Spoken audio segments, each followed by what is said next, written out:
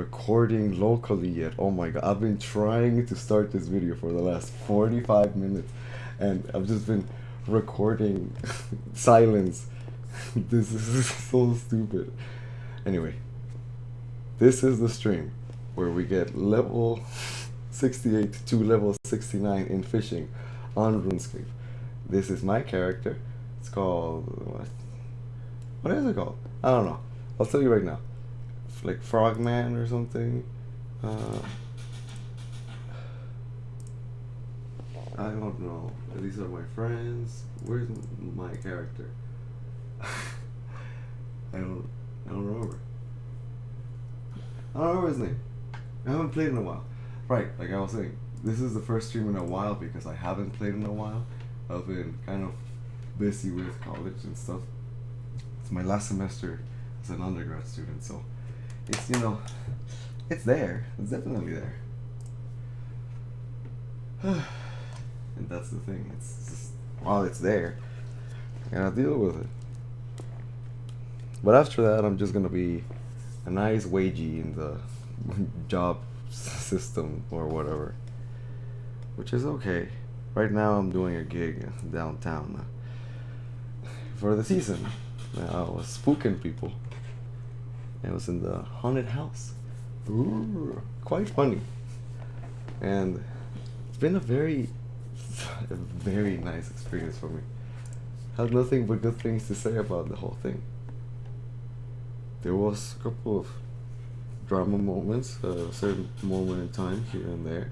I don't know if any of them started by me, I sure hope not, but I think that's a little bit of imposter syndrome speaking if I'm saying. It's just, there was one incident that was kind of intense enough that there was need to acknowledge it in a bunch of different ways by a lot of different people. I wasn't as close to any of the parties in such incidents. However, I did learn about how the community that was being fostered was trying to be like health, you know? People were trying to do nice things for each other. Everyone was. I want to keep going, but tomorrow is the last day. Not only that, tomorrow I also had a thing with relative's birthday. It's also the last day of work, so I don't know. Anyway, it's one of those things that if you can do it, you can do it. If you can't do it, you can't do it. I guess I just couldn't do it, and I do feel really sorry about it. I just... well... no, I mean, I don't wanna... I got sent one of those e-invites to the birthday party, and it looked like fun, but I just forgot I had it on my phone because I didn't sign it like immediately when it was there, and then I felt like I wasn't allowed to go because I didn't fill it out, and I was like, okay, well, that's fine. I'm sorry. Like, I know as a family we'll be able to celebrate it later because we're close like that, but I'm just gonna, you know, not be there for that one, you know? I know she's been to some of mine, and I like her being there, and I'm sure she appreciates me being there too. It's just this time it was a little difficult for me to go. But I am looking forward to all the next times we have for going together. She's super nice.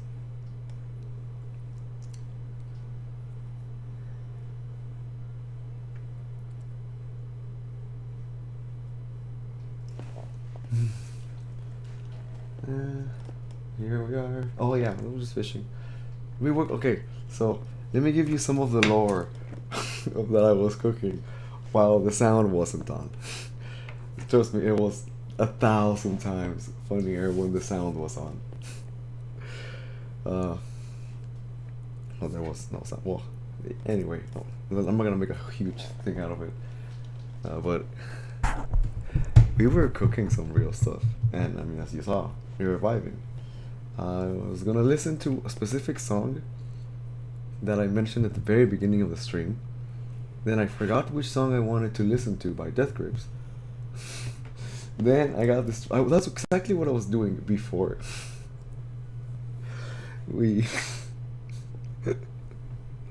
Before we realized we didn't have any sound.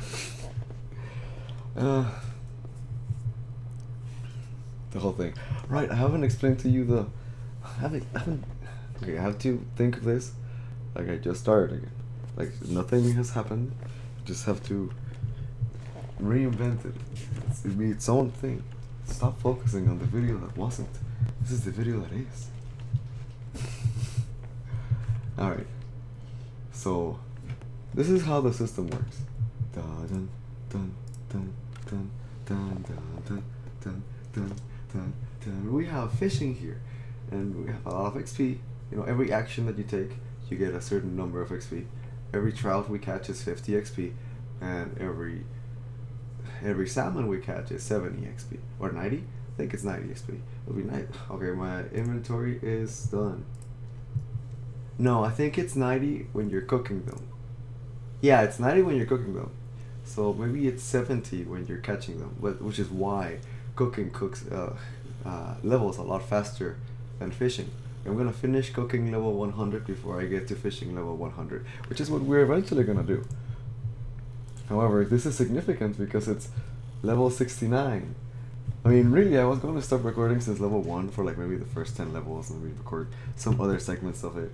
But I kind of wanted to do it without making it a whole thing.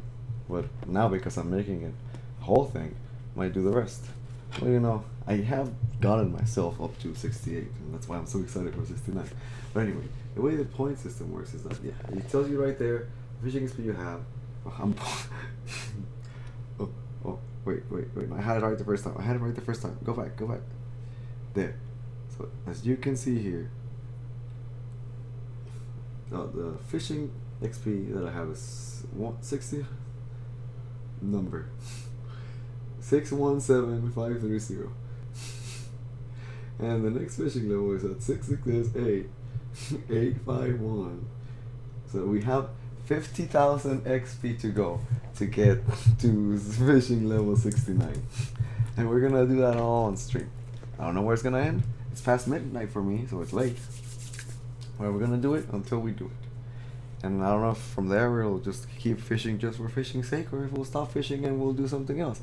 I originally debated the stream when I was because I had Skyrim set up, because last time I was gonna stream I was gonna play Skyrim, but then I just ended up not streaming because I was like, nah, I don't want to. And so I ended up debating everyone. Maybe that's what I'll do for like the thumbnail. No, it's going too far, because we need to give the importance to fishing level 69 that it deserves. Right, okay, so a little bit of lore. This is my character. This is Frogman. Well, I don't know, his name is not Frogman. I don't remember my name in the game.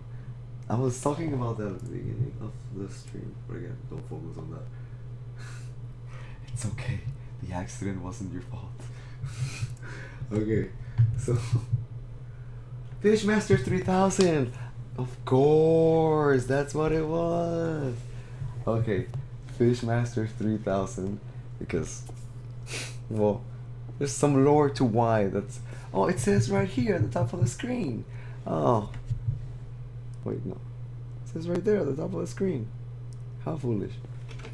Oh, the name is Fishmaster 3000. Is this for me? You want to play a game of pinball, Fishmaster 3000? We always do these. These are so fun. Yes, pinball is fun. That's literally what Fishmaster 3000 would say. Yeah, of course. Yeah. I forgot the name. I was calling him Frogman, but we didn't start as Frogman because I didn't know you could be a frog when I started playing the game. It was for the fishing. It wasn't for the frogging. Because I started doing these things, I got enough little janky rewards that I got the froggy hat, and I got the socks, and I got the chain, and well, the shirt's just the default green shirt. Oh yeah, but we always play on the same stream, because when I play on stream, you know, I'm talking and stuff like that. So during one of the streams, I don't know if it was a kind stranger or if it was one of the viewers that we had, but they dropped off and they gave me this shield and this mace, and we grinded our skill. Oh, I can't show them here. Oh no, because I'm in dialogue. But we grinded to level 40 on attack and defense, so we could. I think it was strength and attack, so we could rock them, because you know, I thought that was really kind. It was like, I want to acknowledge that. So here I am acknowledging you on the 69 fishing stream slash video. Thank you very much. That was really fun. That was one of the kindest interactions I've had on playing this game. Because the game's still alive, you know? I'm doing it for the meme. What am I doing again? You gotta poke them pillars. All of them? No. If you poke them one that don't have them flashing rings, then that bad. So I have to poke the pillars that are flashing? Yeah. You do that 10 times, you get prize. They speak weird. I'm not trying to give them any sort of infliction, by the way. Which I think I wasn't, but now that I mentioned it.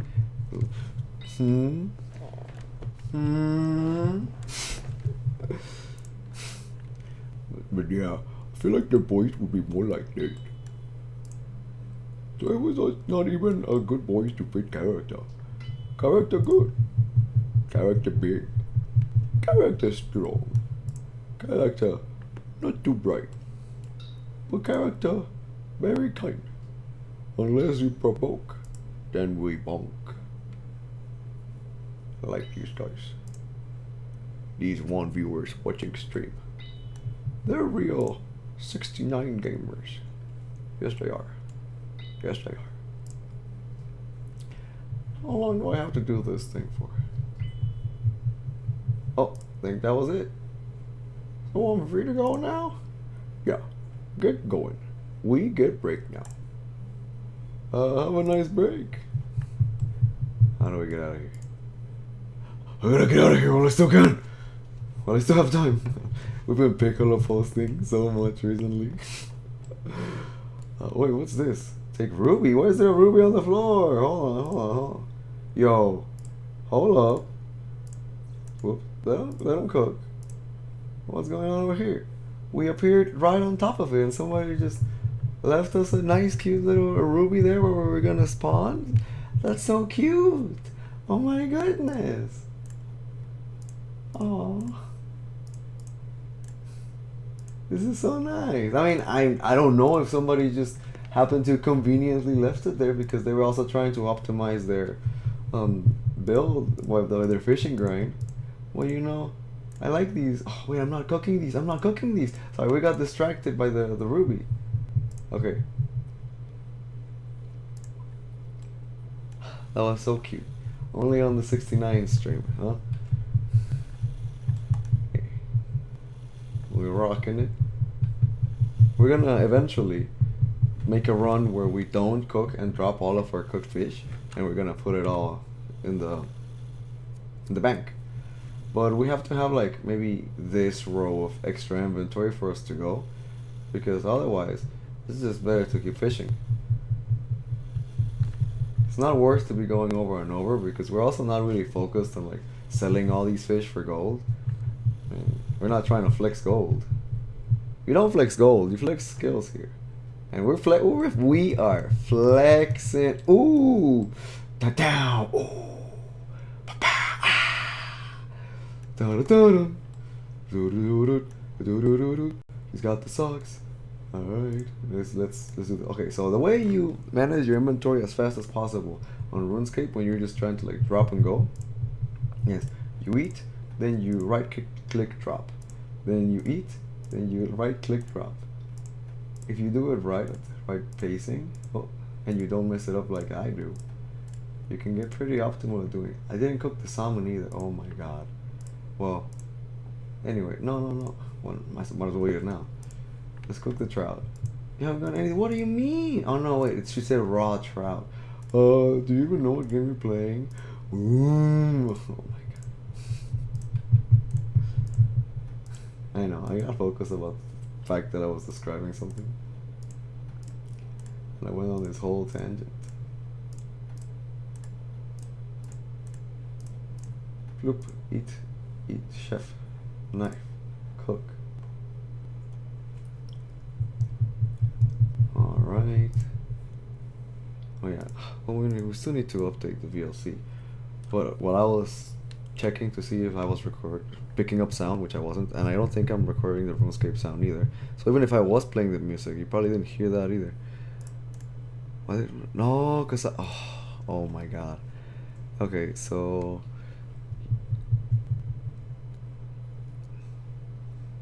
whoa, yeah, it's not too much. Is it the sound card? No, it's this is it. Okay, now the sound stream should be there. I really just started streaming because the point was to stream. Because this is primarily a stream. This is the stream, of course. Yeah. But anyway, I did that, but I didn't realize that I wasn't picking up any sound of anything. No, I want to pick up desktop audio.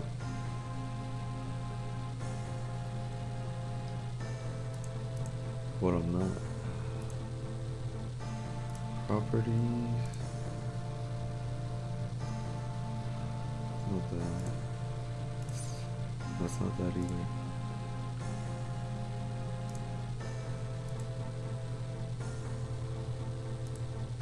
There we go. I don't know how that sounds on your end. I hope it sounds okay.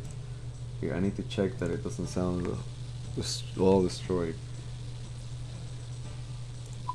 I usually just upload my videos like as they are. I don't do a lot of editing. So that might be a little loud. I'm gonna lower it here.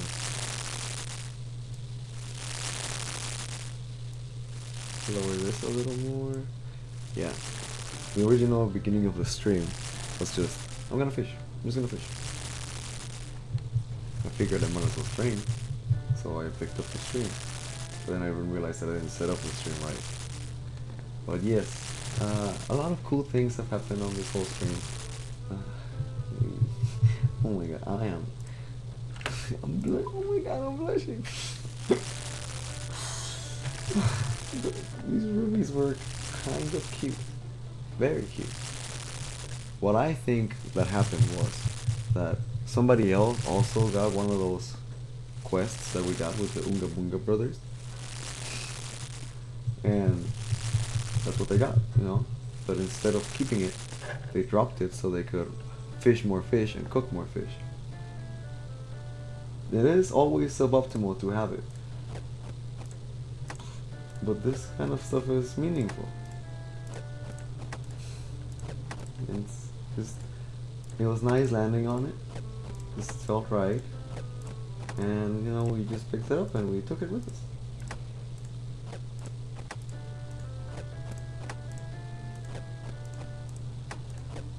This is very funny. Anyway, I think I say, like, I pause and then I go, anyway, a lot. At least when I'm thinking about what I'm saying, which I'm not really thinking about it too much, clearly, but at the same time, I do think about it enough to criticize my own ongoing train of consciousness. But it's at the same time, I'm dismissive enough about the criticism that I don't let it define me too harshly. Because there's a lot of yummy layers behind all of this stuff. Like fishing. Oh yeah, on some prior streams, we farmed we farmed feathers in order so that we could get to level 100 without ever having to farm feathers again. So when we run out of feathers, that's when we get to 99. That's a false alarm, fellas. That's not us. And so this is a better way of tracking progress than following this, because these numbers are a lot bigger. And look, we're at 47 now. But yes, this is a much better metric of telling you representatively how close we are to finishing. We started, I think you had to start from like 28 or 29,000 feathers, something like that. Maybe 26. I might be overblowing it. But anyway, again, that's what we did, and now it's just this.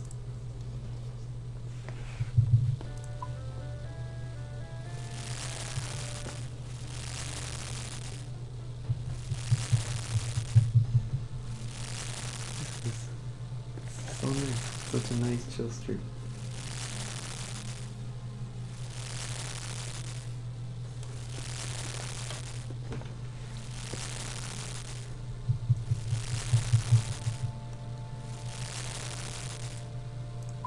Boop.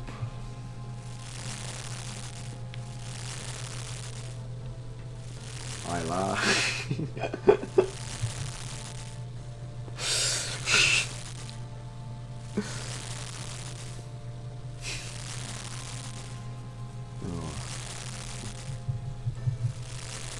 Only Task Force knows what I'm lying about. Ooh, ooh, let's go. Let's go. Look at the fit. Look at the fit go. Right, speaking about Task Force, because I don't care. Oh, but if I upload it to YouTube, then it is gonna be a problem. I don't care about Twitch so much, which is why I often most prefer just streaming rather than YouTubing. Because then, oh, everybody's like, oh, DMCA, no, you can't have that. We own that sound. What gives you the right? You haven't paid your royalties. You haven't paid tribute to use our sound waves.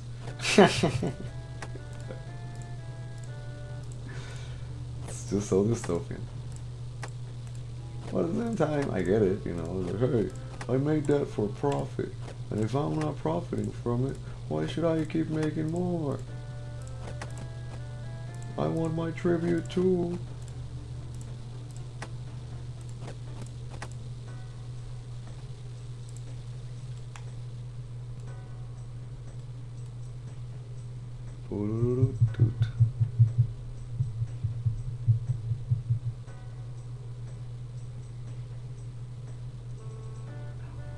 All right. So we be frogging. I was gonna think about something. I don't remember what I was gonna think about. So we're going to think about the next thing we think about, which at the moment is thinking. So I think I'm thinking. Like when I think, I'm thinking about stuff. Like thinking. Thinking is fun. But what is thinking? How do we think? And I don't mean that as like the steps on how to engage in thinking, as much as like, what is thinking, you know? When you think, what do you think about? You have to think about something for it to be considered thinking? I don't necessarily think so, because that's the way we think of as thinking is the way we value most as the way in which thinking should be done. And a lot of the times we get very offensive about the ways in which we think, and we don't really realize that we're thinking at all. Sometimes we're just so focused on like, I need to be showing that I'm thinking, that no thinking is being done.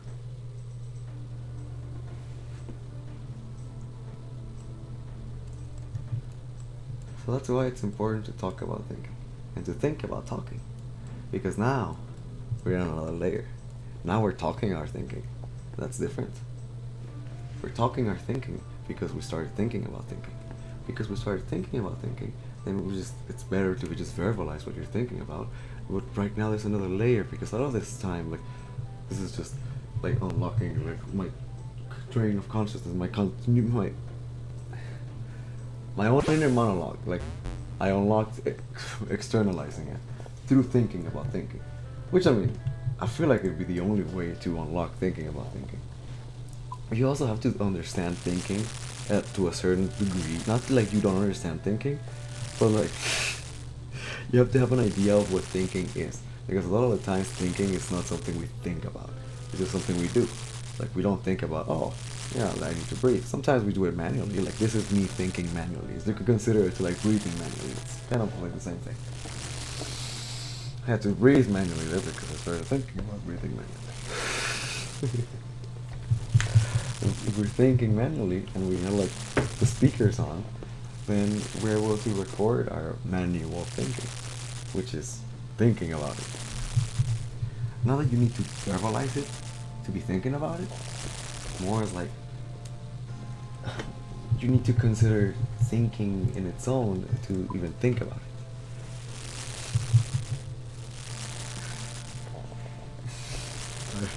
I will confuse the world with new words. The Hortator's job. Oh yeah, sometimes we also stream some Morrowind, which is my favorite Elder Scrolls. But unfortunately, even if it's my favorite Elder Scrolls, it cannot be considered the best Elder Scrolls out there because it doesn't have fishing. You know, subjectively, it is my favorite Elder Scrolls, but objectively, by my own metrics, I can't say that Morrowind is the best Elder Scrolls game because it doesn't have fishing. You know, how how do you? I mean, if the modders made fishing for Morrowind at some point, and I just don't know about it, then you know, paid me a liar. Maybe just paid me misinformed, I guess, better than a liar. Would it be true? I'm saying because I don't know.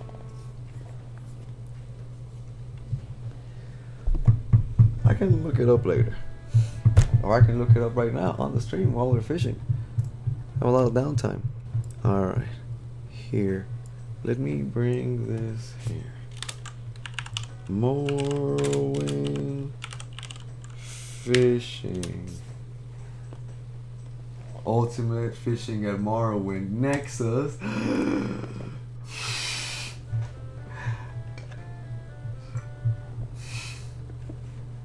Okay. Well, hold. So, what? Let him cook. Hold on. It's not. It didn't show me. It just took me to the main page of Nexus. What's going on? Come on. Oh, it's because it had to load Nexus first, which is why Nexus wants to be an application because it's kind of intensive holding all this stuff. I get it. Whatever. But yes, I love this. Oh my god. Lots. Ultimate fish. Okay. Eventually, we're gonna have to get to this. So I'm gonna put a pin on it right here. And now, we're going to continue doing this.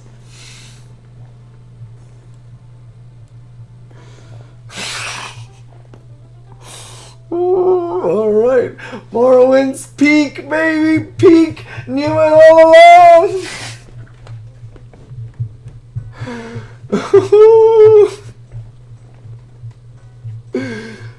Oh, that's so good. Hello. My kitties are close to each other and they're very sweet individually. However, they don't get along as well as you'd like them to. They're trying their hardest. I can tell. Oh, can't carry any more fish. But at the same time, I've had to deal with a lot. And now, oh, are you playing nicely? Don't get triggered. Don't get triggered. He's fighting against it. It's happening live. You can't see it, but it's happening. They're having a breakthrough. You know, he swatted and he didn't just immediately run away. He just kind of stayed there. He's not swatting back because he's hesitant. He doesn't want to scare him. Okay, take it easy. Play nice. Playing nice. Playing nice. This is so good. I don't want to upgrade their environment by moving the camera and disrupting the breakthrough, so I will just narrate it to you. It's not as important for you to see it as for you to know that it's happening. He's being very patient. He's there. He's struggling with anxiety, just laying down, feeling it. He's just there, like, okay, she's there. Nothing's happening to me. It's okay. He's just looking at it. It's okay, you know? He hasn't run away, which is what she doesn't want. Because every time she starts playing, he runs away. But not this time. Maybe it's because he's tired. Did we know something else? No, that was somebody else. False alarm. Maybe it's because he's tired. Or maybe it's because, you know, he's feeling a lot better. Maybe he just really had to take something out of the system. Because, you know, they have history, the two of them. And I've had Johnny for a lot longer than I've had Lucy. And they're both very different kids. And I love them both very much. Danny's a bit of a jealous boy. But it's not that he wants to be. It's just he hasn't he hasn't been able to love Lucy for Lucy because he only saw Lucy as this thing that came here. He just wanted to be by himself. To be fair, they did let me know when I adopted him that this is kind of just like a one cat kind of situation. But at the same time, I just felt like he could be good with other cats. I also felt like he would get along, because regardless of whether he was other kitties or not, at the time in which I got Lucy, Johnny was staying alone a lot. I just didn't want him to spend too much time alone. So Lucy was there for her to spend time. Now she's laying down. But I don't think he always has seen Lucy as someone to spend time with as much as someone to resent. And that's kind of sad. But at the same time, I can't blame him. I understand his perspective. He might not be telling me these things, and I might be anthropomorphizing their emotions a bit in order to relate to them, but I'm the one who's seen them the most all of their lives. I would know them the best. Can't say that I would be speaking their words, but if I had to make a guess on how they feel about the other, it'd be kind of like that.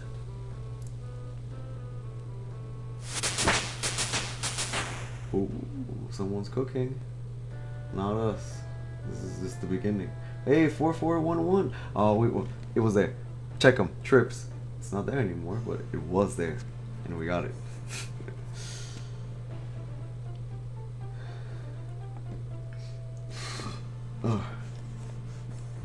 Ciao! Check it out. The frog fit. Alright. Now, it's task force member.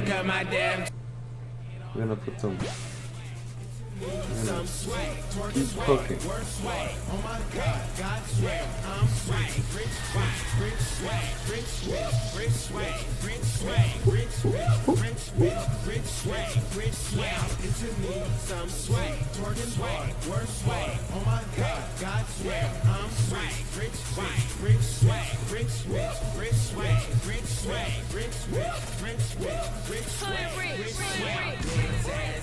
On the floor like a wallet. All my bitches gay and they love to suck dick sway. Better switch out, fucking head comes 6 way. Damn bass got them coming clean and I'm swagging. Bass lord nigga, I go dumb and I ratchet. $20,000 for a show, make one that. Oh, can't hear anyone. Can't be too loud with this. When I'm doing by myself or listening by myself, I'm blasting. And then I started blasting. You know, sometimes we gotta hit the cooking dance because we're cooking, you know. We were fishing when I hit the cooking dance. Now we're cooking and I'm not cooking. What's going on?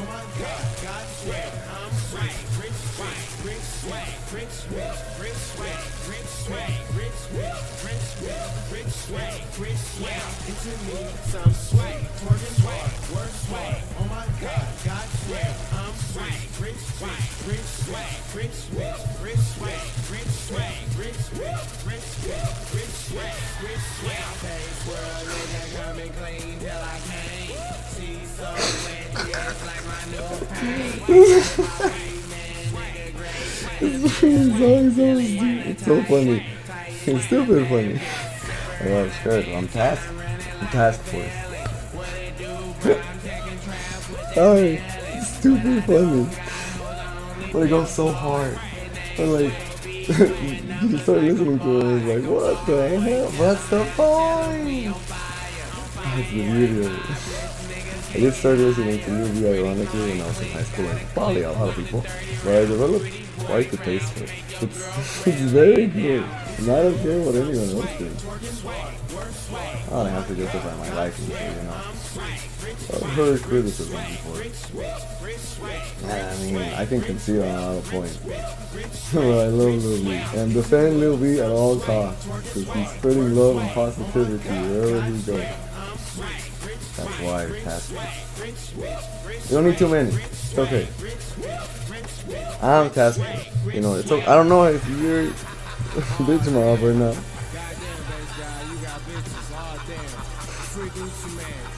Just like YouTube, man.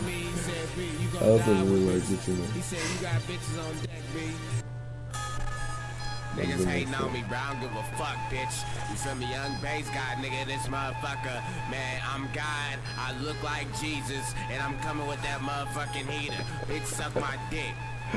Now we have to Right move. up, nigga. I'm motherfucking waterfront, bro. Yeah, You feel me? we Hey, will. bass guy in this motherfucker, man. Suck my dick, bitch. I got But bitches we are on going deck. to keep Nigga, an pretty eye boy on had a this name spot for the because it's the thousand, most bro. optimal Bass guy, one. bass freestyle, boy.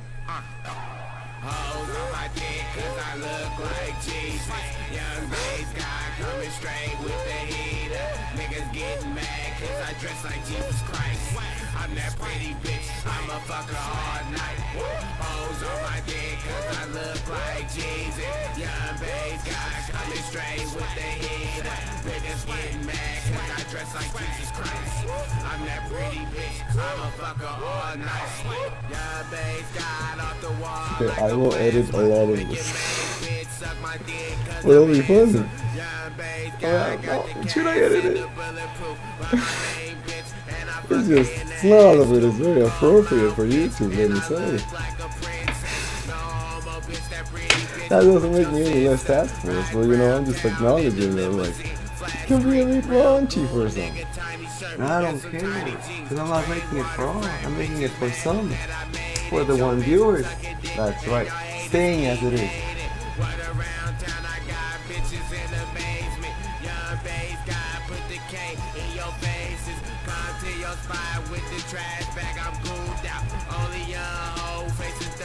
I'm booming now.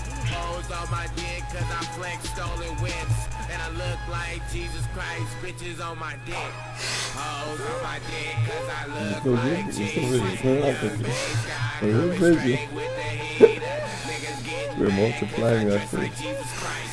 I'm that pretty bitch, I'ma fuck her all night. Hoes on my dick. Alright, I think that's enough, Lil B. For as task force specialist, special forces of task force, you know. Even in task force, we do higher level things, you know. We know the base god. The base god knows us. And you know, the base god knows everyone. He's followed all of his followers by hand.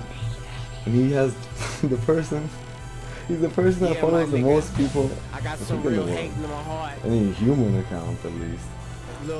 Oh, well, it's just, I think the base god's talking through the stream right now. That must be what's happening. Because to the base knowledge that we're getting right now from like the tracks that are playing, it's a little difficult to ignore. Bitch, I got swag. Bitch, I beg your pardon. What?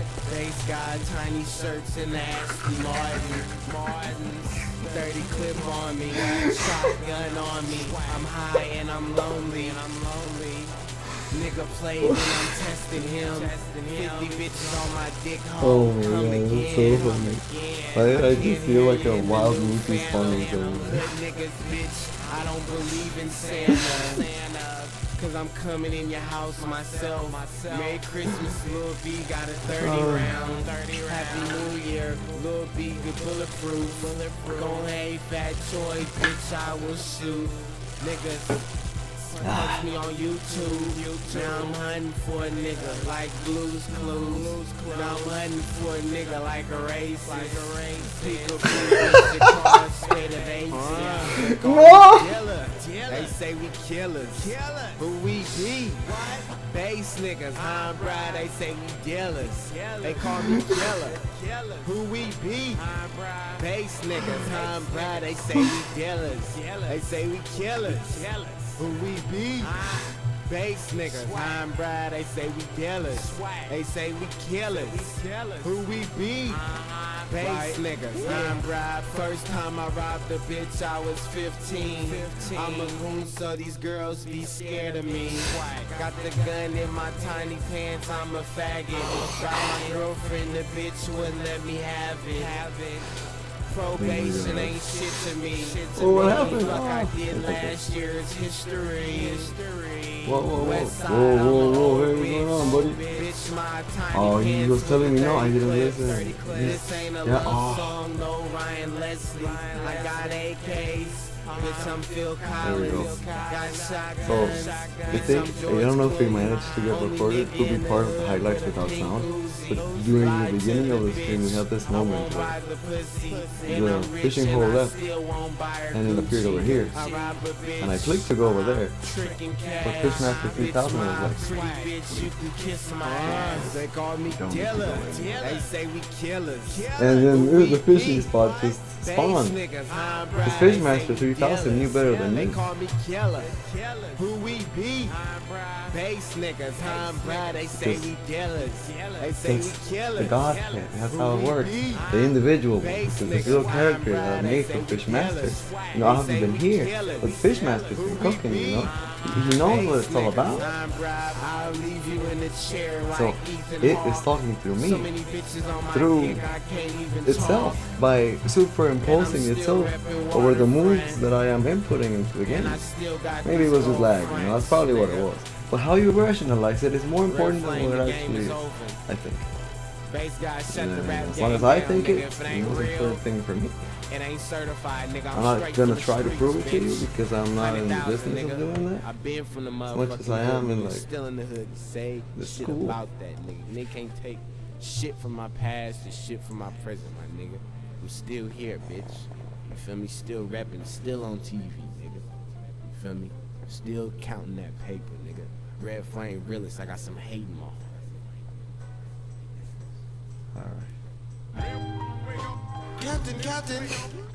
Alright. Alright. This is my playlist. Like, it's the curated playlist for Lil B music. Because Task Force representative here, there's a lot of it that, you know, the same level of production that is on Wonton Soup is not present on, like, maybe 45% of like the 855 mixtapes, or maybe like 71% of Oh5 Fuck 'Em, you know? Not that all of it isn't good, all of it is very good, but like, this is not all like, oh yeah, this is the jam, you know? So that's why this is my curated playlist, because if it's there, I know I like it. And you know, I am reducing some of the songs that I've picked up along the way. Sometimes I was like I have this one that uses the same beat as I don't remember which song it was. It's not the one we just listened to, but it was another song. And it kind of throws me off because when it starts and it's not it's like a Gold House one, I don't remember. And it starts with that beat, then I think it's that song. And then when it's like, oh, it's bass freestyle, it's like, oh, it's that one. Because I really like this one so much that when I start thinking about this one, not that it's bad, is that I don't want to be listening to that one because I could be listening to the one I know I already like.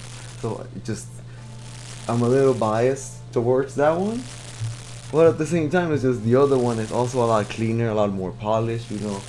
It's just how it is. So for my personal enjoyment, well, it did originally make it into the playlist. Now it's like, I don't know. Maybe not, you know. I don't think it cooks as hard, especially if I want to click it and I want them to just all of them go hard and cook. Because I mean, the more you know, you'll know that you can't just play shuffle on Lil B and expect to always hit a banger.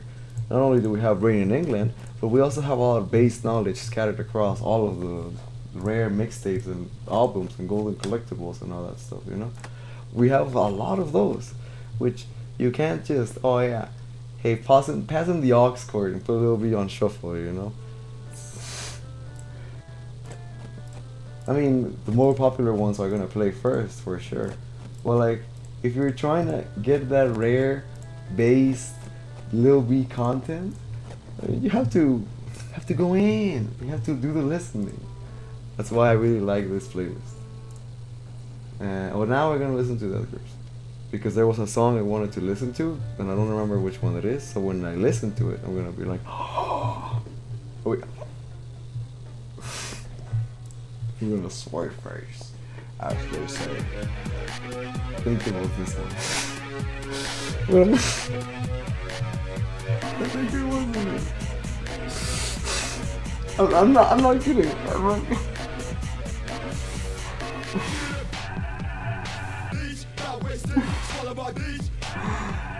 I either really think that it was this one, or I completely forgot the song I really wanted to listen to, and now I just think it's this one. But I think it's this one more than the other one.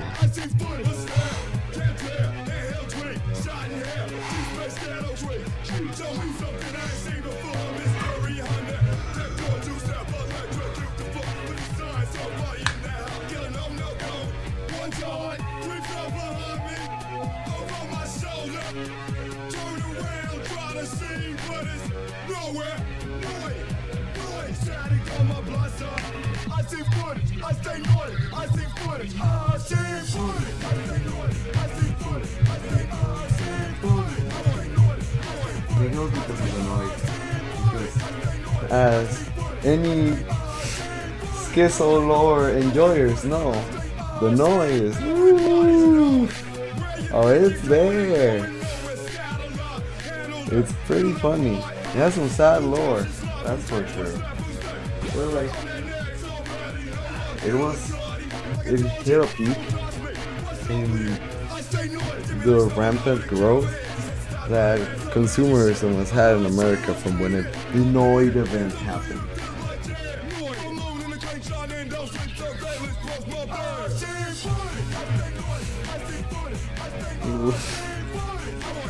Well, like, it's technically not the Noid's fault, and I don't mean that as in, like, the mascot. It's not either the Noid's fault as in the construct that the person was in. It's such a complication, like, there's a number of variables.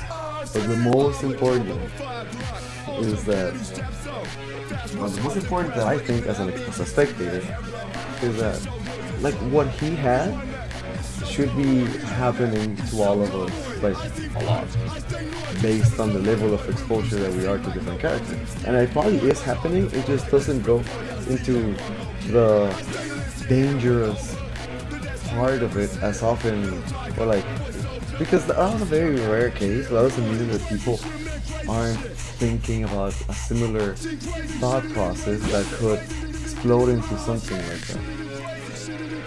It's quite scary. Because it's a combination of how you perceive it and what you're exposed to.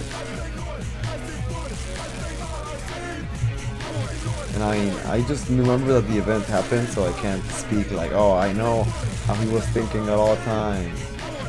But I mean, based on some of the information that I do recall, is like, yeah, the Noid I was perceiving the Noid as if it was just right there. And I mean, I feel like people are more comfortable with saying that they've seen stuff like that happen to them. But like, there's less stigma, like, oh yeah, this kind of stuff does happen, but like, to what degree is it happening to you? Are you just like, you like to imagine that it's there, or is it like superimposed, like, your peripheral vision, like a fucking cartoon cell, you know?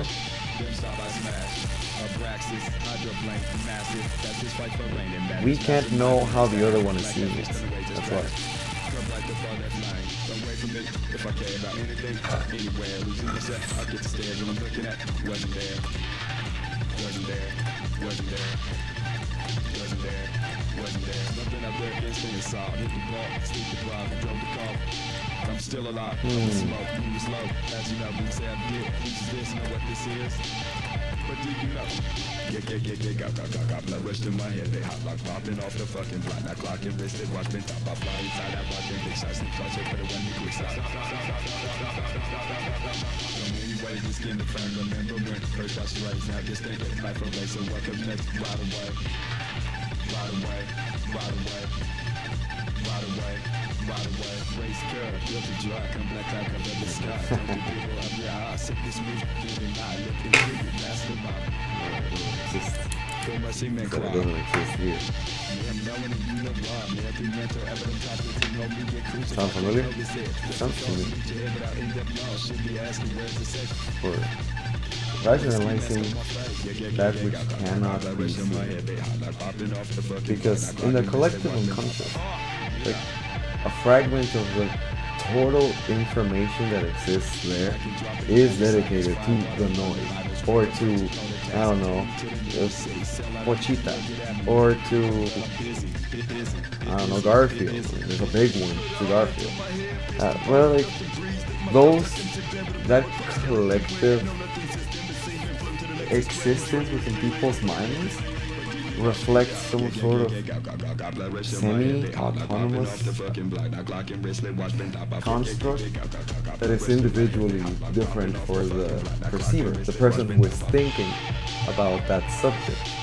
It's not that they show up and they start telling you like what they think, as much as like the more you know about something, the more layers you can unlock behind what happens there, or what is there. There is enough for there to be something there in the first place. Maybe there isn't. Maybe there is the beginnings of something, but it's not something, you know.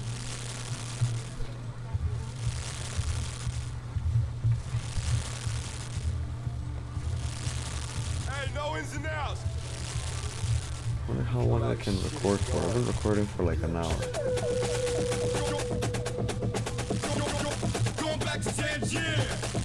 Maybe it was this. No, it wasn't Hacker. It wasn't Hacker.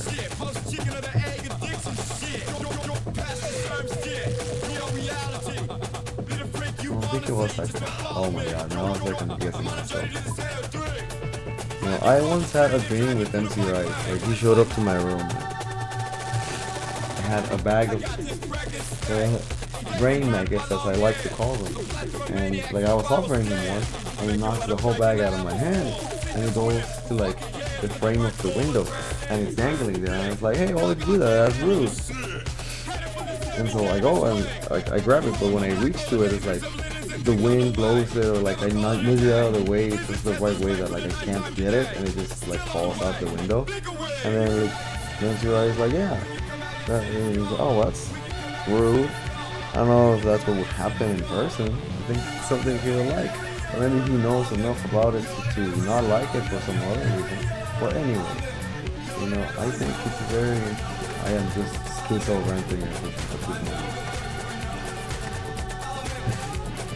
This doesn't make any sense to anyone who doesn't know me personally. Well, you know, my presentation card is something quite unique.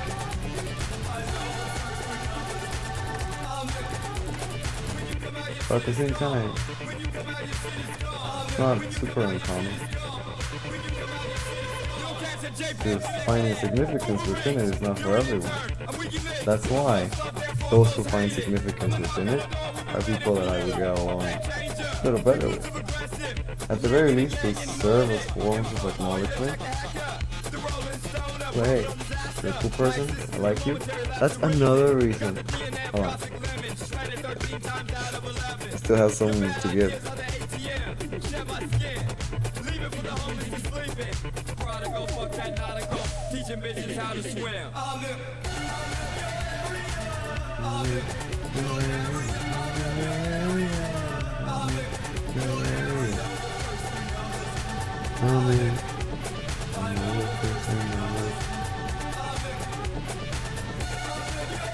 I need some water.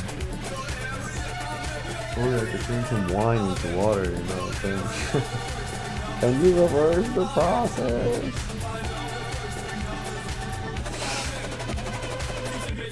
I mean, technically, could you be? It depends on the source of the magic. But I mean, there are no impossibilities to the alleged source of the magic, which I am inclined to believe.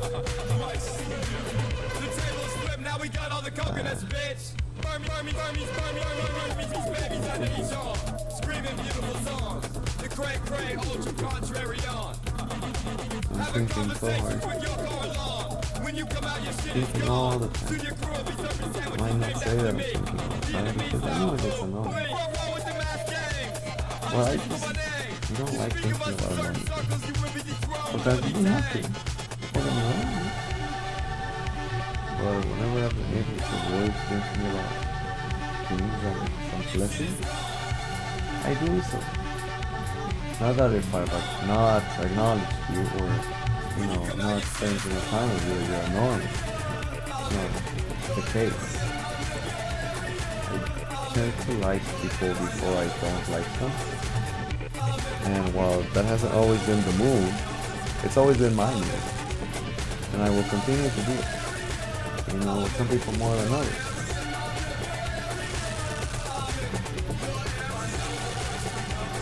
A lot of really smart people around me. Privileged enough to get to go to school. And I'm gonna stop going to school soon, so I'm also pretty happy that I get to learn while I still get to learn.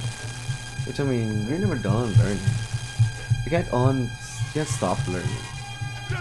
You only don't learn if you don't change what you do. If you get stuck in the monotony. And at some point, you can do better at the monotony, and there are things to learn within, like the different layers of that monotony.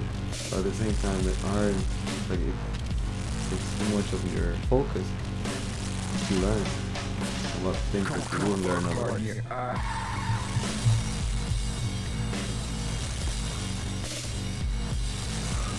Ugh.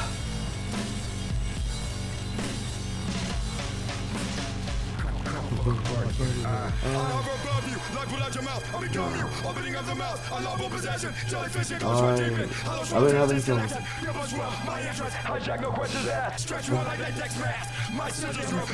heavy revelations recently. Knowledge is poured into my mind based on the experiences that I've lived and the synchronicities that I find along the way. You receive a lot of information, and it's up to you to know if the information is going to be significant or relevant to you in any way. I mean, you may not always be able to forget it, but you can choose how significant it is to you so that you recall it less often. Come, fuck a party here.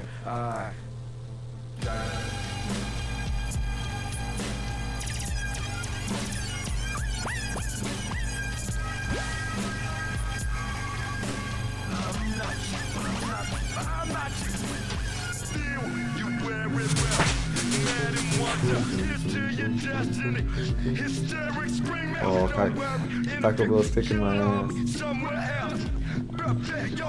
I didn't have Taco Bell twice. I didn't explain the Taco Bell story because I didn't have any sound. So, in the morning, I got up early for myself to do errands that needed to be done that day. So I went and did it, and when I was coming back, I don't have any food in the house, so I can go to H-E-B or get food. And so I got food because I didn't go to H-E-B.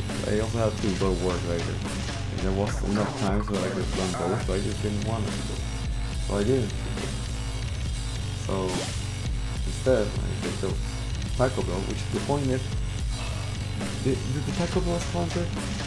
Right. So Taco Bell is currently kicking my ass. Because I had Taco Bell twice in one day. Something only a fool does. What a fool we are.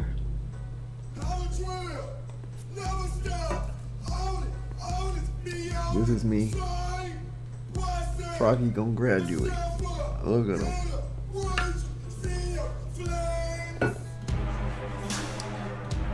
After I graduate, I'm gonna get a bigger bottle.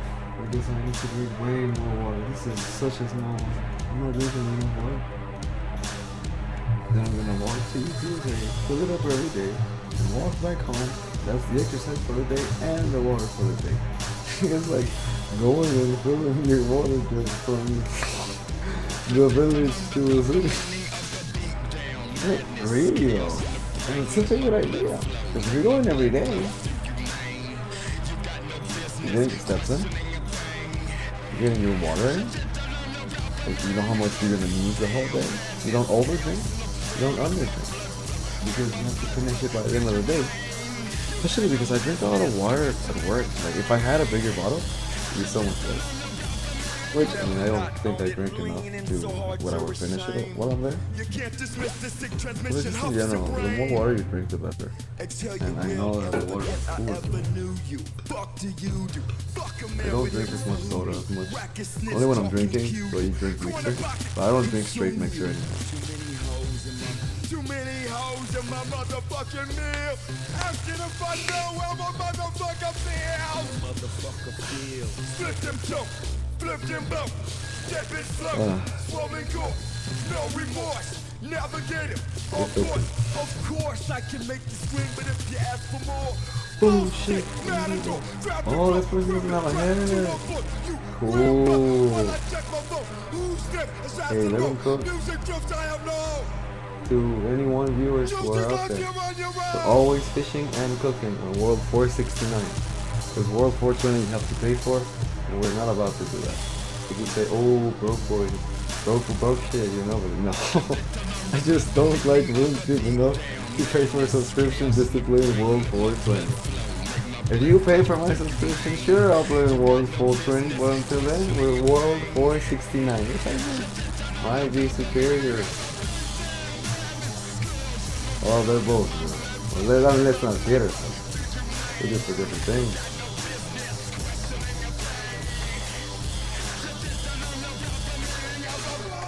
Alright.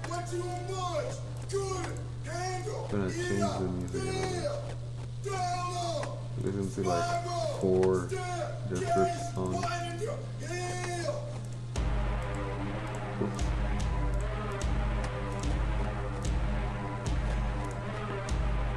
Ah, this has been so much fun. Fuck it now, I can't quit, we'll never be the same. I got that attitude, you got no thing. Alright. Does chat want to choose what we're gonna listen to? If you are the one viewer who is missing being on chat right now but are viewing this, know that you could jump in while the stream is going so that you can comment. Your comment would be right here if you would be watching the stream right now. How about that?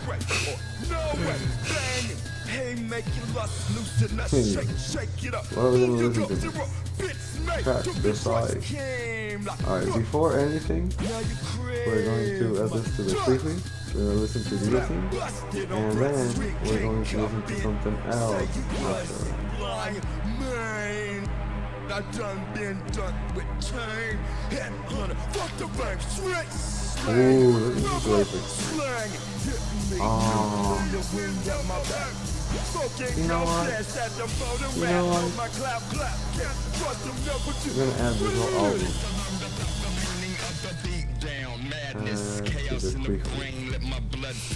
I say Kikui ironically, but now I can't stop, by the way. I know it's not pronounced that. Don't give me shit for it.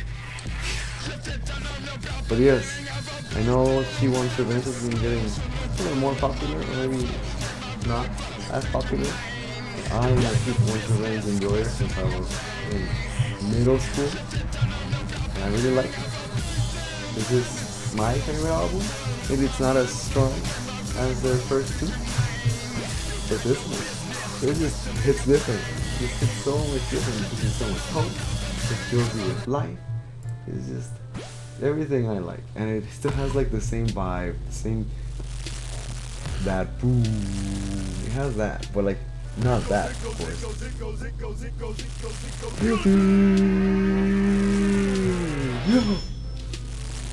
But like it has its own signature sound. Like it's more like an evolution of it. It doesn't feel like it's something else, which I would feel when they started getting into the electronic side of stuff, which is perfectly valid. They were exploring a more marketable market. I mean, yeah, more profitable market, I suppose. It's just, I know a lot of fans still like it. That's just the one I like the least. And it's not that much. I think it's like an EP rather than a whole album. But still, that's just how I feel about it. But yeah, Valley Hearts gives me life. It's one of my top. I don't know why you put that. Here I am talking about it. So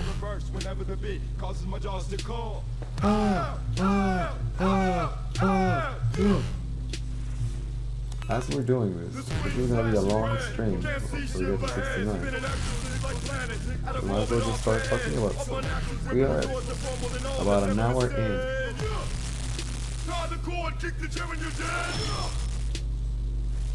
Oh, the timer isn't going. No, the timer. Oh my gosh. The timer. Is it these? No, it's not that. I had, okay, so because some of you might not be active, your friend, my friend, viewers, stream viewers, you might not know this.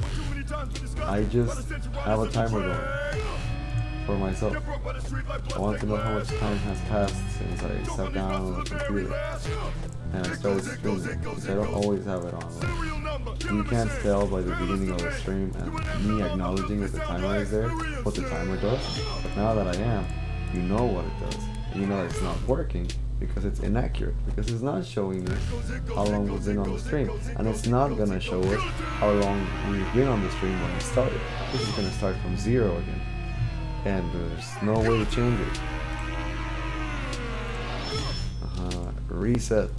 Because even if we were to be able to start it from where it was, we haven't been on the stream for 3 hours. And we could have waited until we were for 3 hours on the stream to start the timer then. But I just didn't want to do it. So we're just starting it from 0. And now you know what the timer does. For future reference, you might see the timer later and be like, oh damn, so this is how deep he was in when he said that dumb shit. So that way maybe I don't have to jump in at the very beginning of the stream. Maybe the stuff happens like hour 4. And then you also get an idea of how long I streamed for, which I think one time I streamed like 12 hours. And that's because I had nothing else to do. It was during the summer. It was during the summer and I didn't have work and I wasn't doing anything else, you know. I was just like, the Brodies don't want to play or can't play for XYZ reason. I have nobody else to hang out with. So we're gonna RuneScape fish. And I mean, we RuneScape fished. And we also had this. Or just playing Skyrim, playing Morrowind, playing whatever we want to play. That's when we start the time. Well, that's what it does. Ooh, well, let them cook. Let them cook.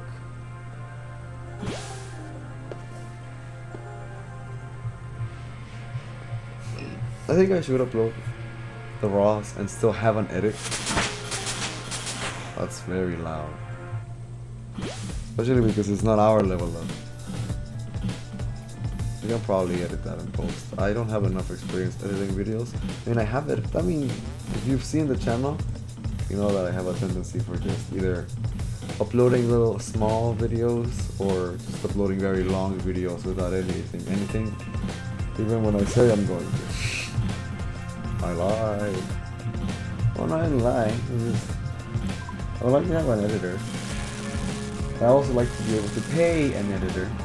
I know there's a bot here telling me that they're like promoter and like editing and stuff. I like that the service exists online for people to generate a profit. I just need to be able to have a stable enough income so that I could pay someone to do that for me. And like, that's just delegating responsibilities for the channel. The channel is mine, and I do like editing. But that's also why, like, I don't follow a schedule. I just stream whenever I want.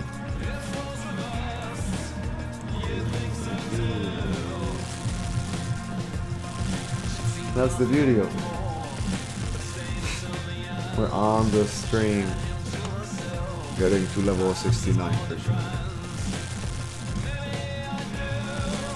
Take it from me, if I were you. You probably race with mine, and I swear that there's no other girl. Your body shakes, is what tonight we can take the world. Your body races with mine, and I swear we can take the world.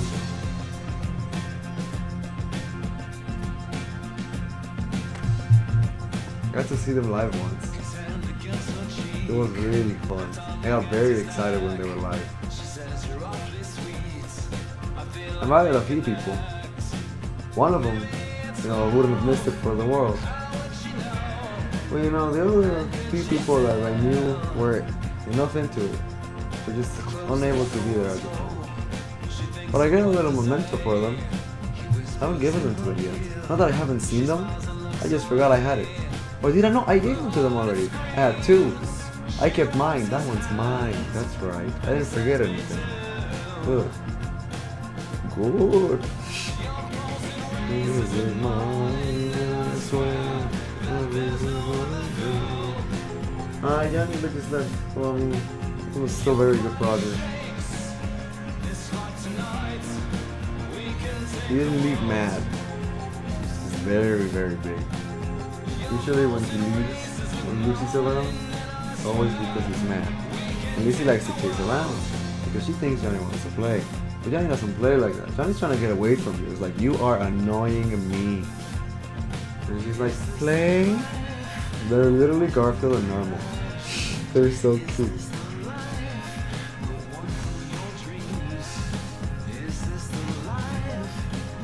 You imagine, is this the life, the one from your dreams? Is this the life, the one you imagine? Is this the life, the one from your dreams? Is this the life, the one you imagine? Is this the life, the one from your dreams? Your both embraces with mine, and I swear that there's no other girl. Your body shakes, it's hot tonight. We can take the world. Your both embraces with mine, and I swear we can take the world. I can't do it as well with this one. There we go. I gotta raise it a little more, you know? Raising it here, raising it here. Yeah, there we go, there we go. Yes, you can dance to anything as long as you cook to the beat.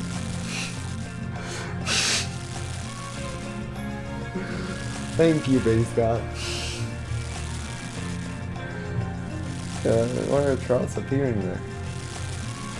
Shouldn't inventory appear underneath the person that is dropping it? No, it's disappearing. I just saw number move and then number go somewhere, either up or down, so I assumed it was going up, but it was going down. Mumps. The moops. The moops. You know about the moops? It's the true name of the Moors. Any bubble boy might tell you differently, but you know, there is one misprinted card out there of Pictionary, or no, of Trivial Pursuit, I think. It's not Pictionary. Of Trivial Pursuit, that says the moops were. What were they doing? What was the question? Oh, it's a Seinfeld thing. Thinking about Bubble Boy. I just don't remember the quote for like how the moops are prompted. I know they were ethnically displaced from where they used to be, you know? That's what I remember, and that's kind of what the question touches on. So yeah, but when you have no context for what it is, it's funny. And even with that context, it's still a little funny. Ah, interesting. It is, I mean, it's funny, but it's not funny because it's about the moops. It's funny because of the context from which the moops arise. From the misprint, the typo. No, it's the Moors. That card's just misprinted. Like, no, it says moops. I'm sorry. I mean, George was kind of cooking.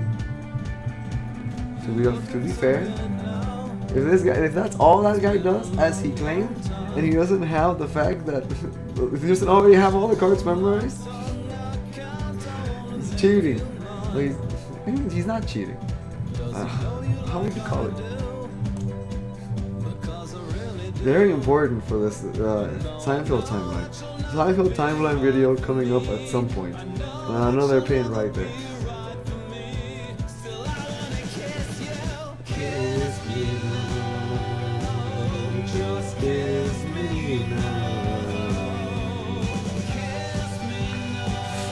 Yeah, I know it's good feelsy.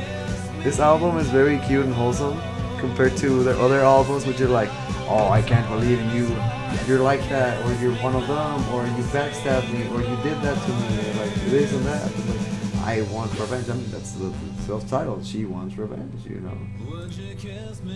But like the energy behind this, like the band is still the same, but like the energy behind the album went from like red violence to like somber, dark, you know, like morbidity. Like I would say like it's very morbid, but it's like it deals a lot more with like the darker violence, darker forms of revenge.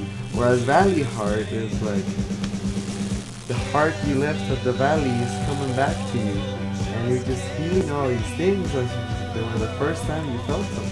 Like you forgot a part of yourself that you weren't allowing yourself to feel, and suddenly it goes back to you, and you wonder like, why was I just so angry in the first place? What was happening? Like, that wasn't me. This is me. Happy, sweet, kind, you know, honest. You know, this is not the kind of stuff you can fake, mind you. You know, this comes from the heart. That's why it's different. That's why you can tell it's different. But it's still true to, like, undeniably, it's She Wants Revenge. But this isn't revenge anymore, you know? It's just that's the name of the band. That's why she's not holding anything behind her back, you know? It's just like more of like an emotion of all these things, like this like generic valley, like small town city feeling, you know? Like I'm from the Texas Valley, or like that, the area around it. I'm not directly from there, but like, you know, I don't want to give too much away. If you know, you know. That's all I can say. Anyway, like, it really captures like that kind of feeling, and that's what I appreciate. But it's not very like popular within those cities because there's a lot of other stuff that's popular. There's stuff that people like for different reasons. Like maybe they validate the life that they're living. Maybe it's like they don't know how to live, so it's like I found guidance within these songs. But anyway, like it's not like it's like oh, everyone from a small city has to listen to this album because it probably would make the top 10 of like a lot of people. Well, this is my top 10 for this. But like the top 10 exists to satisfy putting this thing at number 1. So it is biased, yes. But it's biased for me because that's how I get to understand it. I'm not cooking anymore. It's gonna be a long stream because I'm cooking anymore. I'm talking. Well, talking is cooking, but if I start saying cooking for everything as if it was a replaceable verb, it's gonna get confusing. Which I mean, it is. He's gonna have to be on a lot of layers. Why?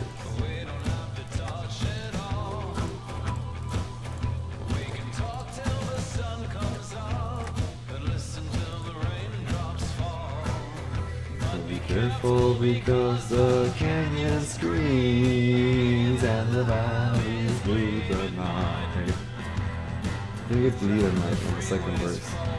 I don't know them by heart, but like they are my valley hearts.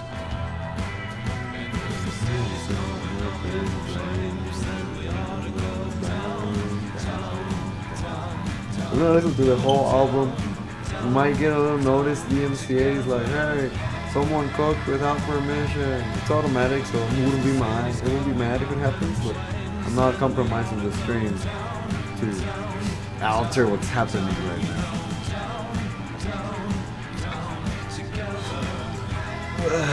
Oh, Taco Bell's kicking my ass. Oh, we're not cooking. We're not fishing. Oh, we're halfway there. Well, not exactly. Halfway from level 68 to level 69, sure. But we're not currently halfway there based on the amount of time that we've been streaming.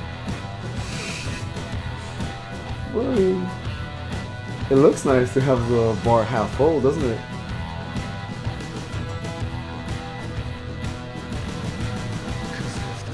Going up in flames and we're gonna go down, down, down, down, go down, down, down, together.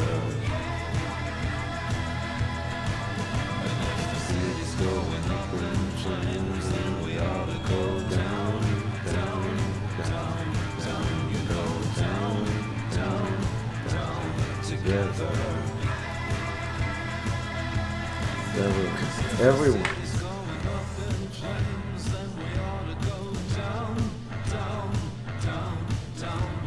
You know I just had a whole segment about how I ate Taco Bell twice in a row. Well, like really, I feel like, not to justify my own spending or eating habits, but I feel like it's not that abnormal for like people to just have fast food 2, 3, 4 times a day even, depending on what they're doing, depending on what you're cooking. Not that I'm having it that much, like it's just, I went to the extreme end of the spectrum, because I think 4 times of fast food a day, unless you're getting them for free, it's a lot. And even then, if I was getting all that food for free, I don't know if I could be able to finish it. Although I am gonna have the midst of my order, I mentioned that earlier, and I have free food on the stack, which I need to take advantage of. Like, it'd be foolish not to, because food is expensive and it's also precious and it's rich and like it's wholesome and you need to eat to live, you know. No, I mean, I guess food isn't inherently wholesome. Well, it can be. Just because it's food doesn't mean that it's good for you. Sometimes it's not worth it to eat free food just because it's free. But sometimes it is. Only you know if it is or it isn't. And right now, it won't kick my ass as bad, but I won't have it tomorrow. Because then it probably would affect me in a way in which I wouldn't be very comfortable. So I will not have Taco Bell tomorrow. I'll have something else, something fresher. And I think Sunday I probably will just do groceries. Get something green. I'm telling you, man, I haven't had a vegetable in fucking weeks. Make ribs for everyone.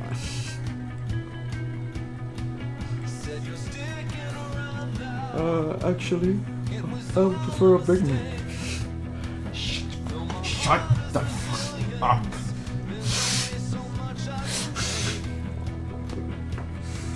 I love that video so much. It hits everything. It's a perfect YouTube poop autism. It's original Spidey trilogy autism. It's Sam Raimi autism. And it's Willem Dafoe autism. It's a bit of, you know, like, oh, the McRib is a meme now. Oh, very clever, like, marketing campaign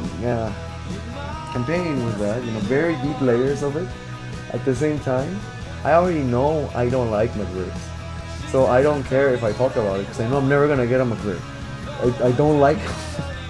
But the video is so funny. But talking about it more might entice somebody who might like McRib to go get a McRib whenever McRibs are in season, because I don't actually know if they're in season or not. But like, it's very funny.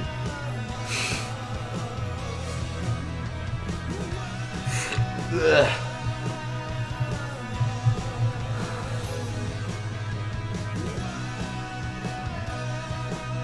Well, yeah, if you're a McRib enjoyer, don't let my dislike of it stop you from liking it.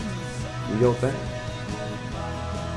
I'm sure it's special for a lot of people, but I'm sure even the people who have some sort of sentimental attachment to it, like their kid being born the day the McRib came back,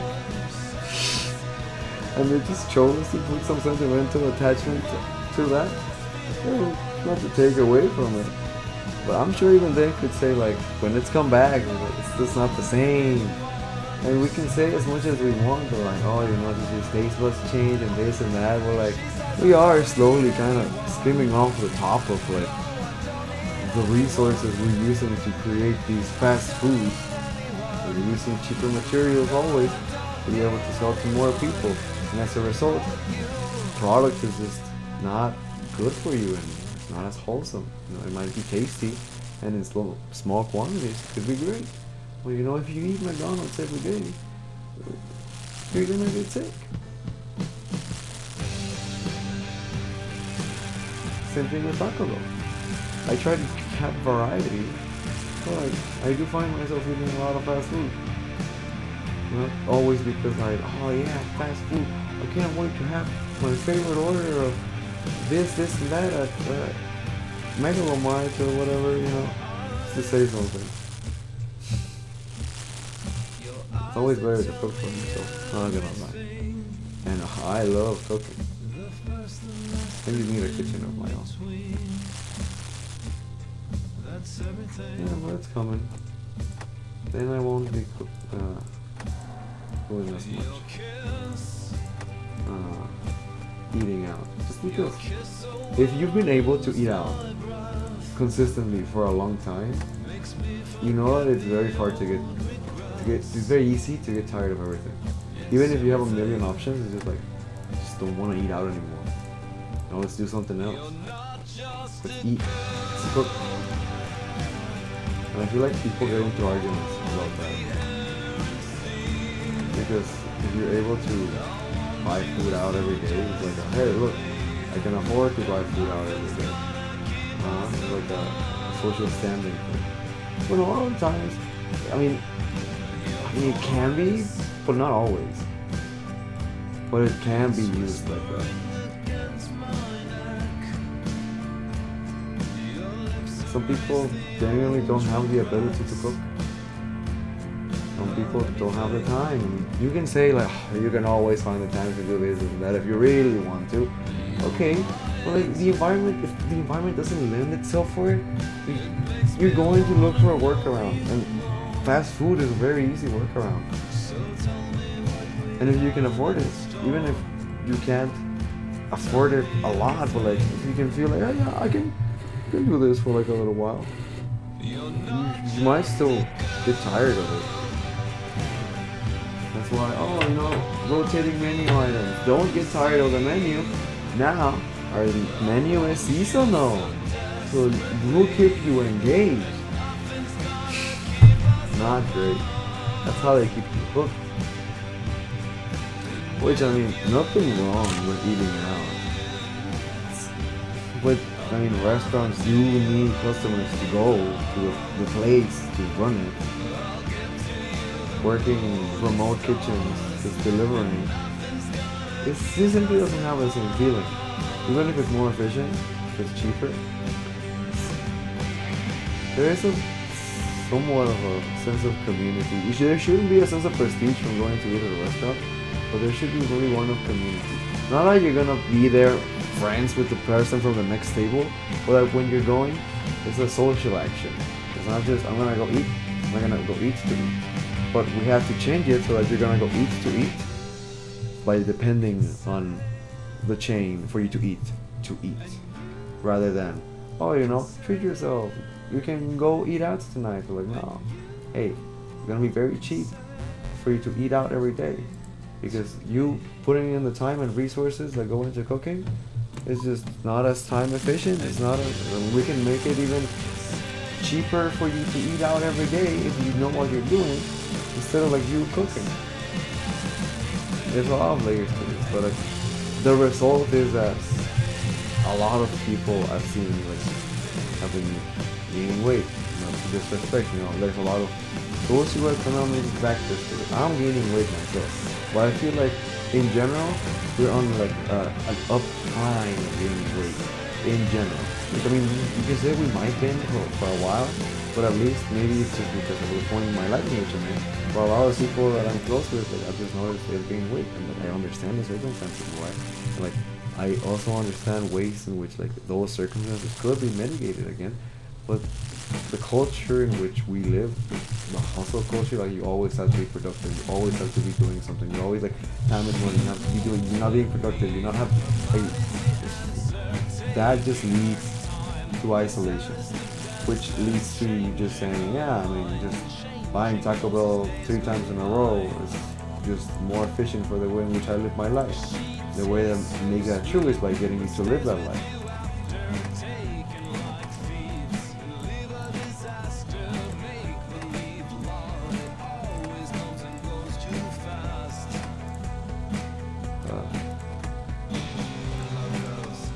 It's not like I can give you a solution today, but being aware of it might help you take small decisions that will amount into you breaking out of that system. You know, not every system is worth being into. Oh, you know which ones are worse for you. Alright, let's put something else in the quick because I don't know how many songs are left. I really like the Sundays. Let's see, what we got? Let me show you. Natural Miracle Bell. What is this? If I close this, will I get a new one? No. I don't even know what that one was. Probably listened to it a long time ago before I saw it. Ooh! Okay, alright. Hold up. Let him cook. Yanni? Oh, Yanni loves Phil Collins. Maybe he'll come by once I start playing Phil Collins. Alright. Yep.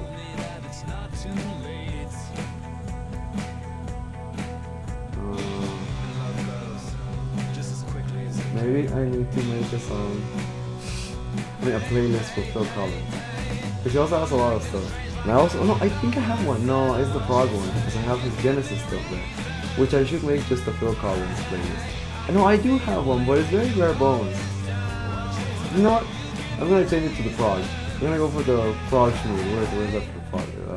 Smooth, bass knowledge, prog. The prog smooth? No, not the. No, yes, it's the prog smooth. Yeah. Alright, we'll do that.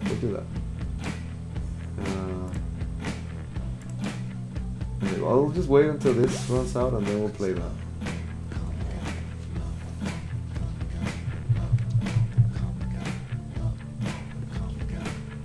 Oh.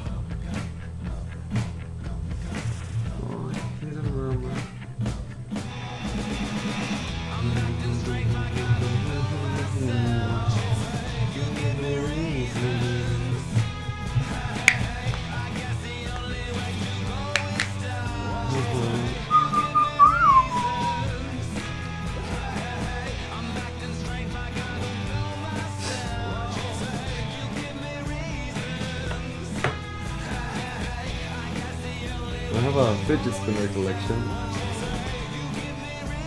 I had it ironically, of course, but because I had it, I was starting to just pick up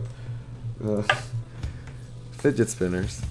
As a result, I have fidget spinners for certain significant events of my life. This one broke because I used it as an example for something important. I mean, it was relevant. I mean, it still works. But it was really cool. Not like you should use violence to make examples out of items, things, or individuals, because that just leads to more violence. But I mean, at the same time, I mean, I can't say that the fidget spinner could consent because it's a fidget spinner, right? But it did not disrupt any of its actions. It still is able to work the way that it's always worked. And it now has a higher significance because it was used in the creation of media, you know? Not for profit, but for meaning.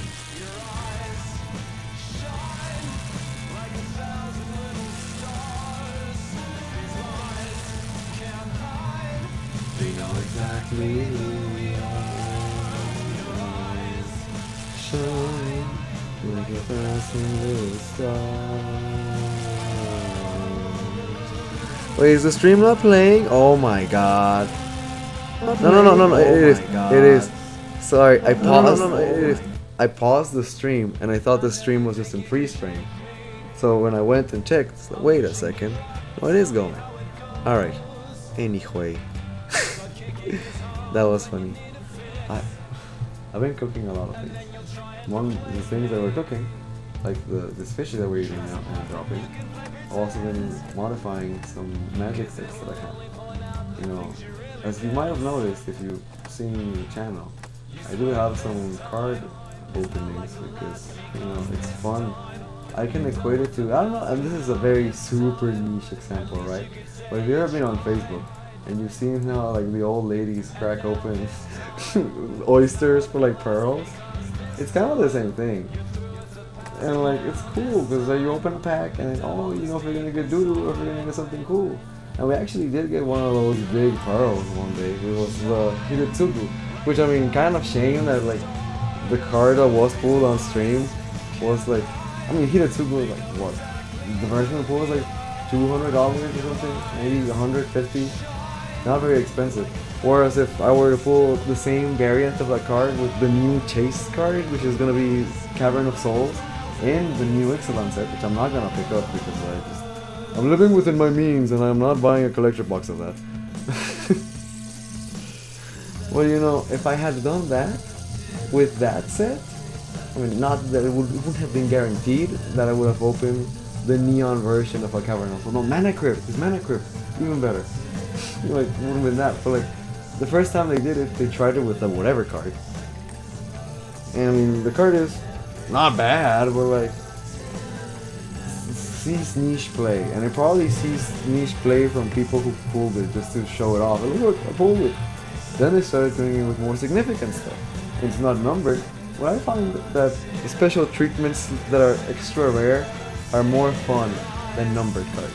While numbered cards do have finality to them, you don't need to know how many of a card there are for you to be like, this card's fucking cool as shit. And you're not like, oh look, there's only 200 of these. So this one's very cool. It could look like shit.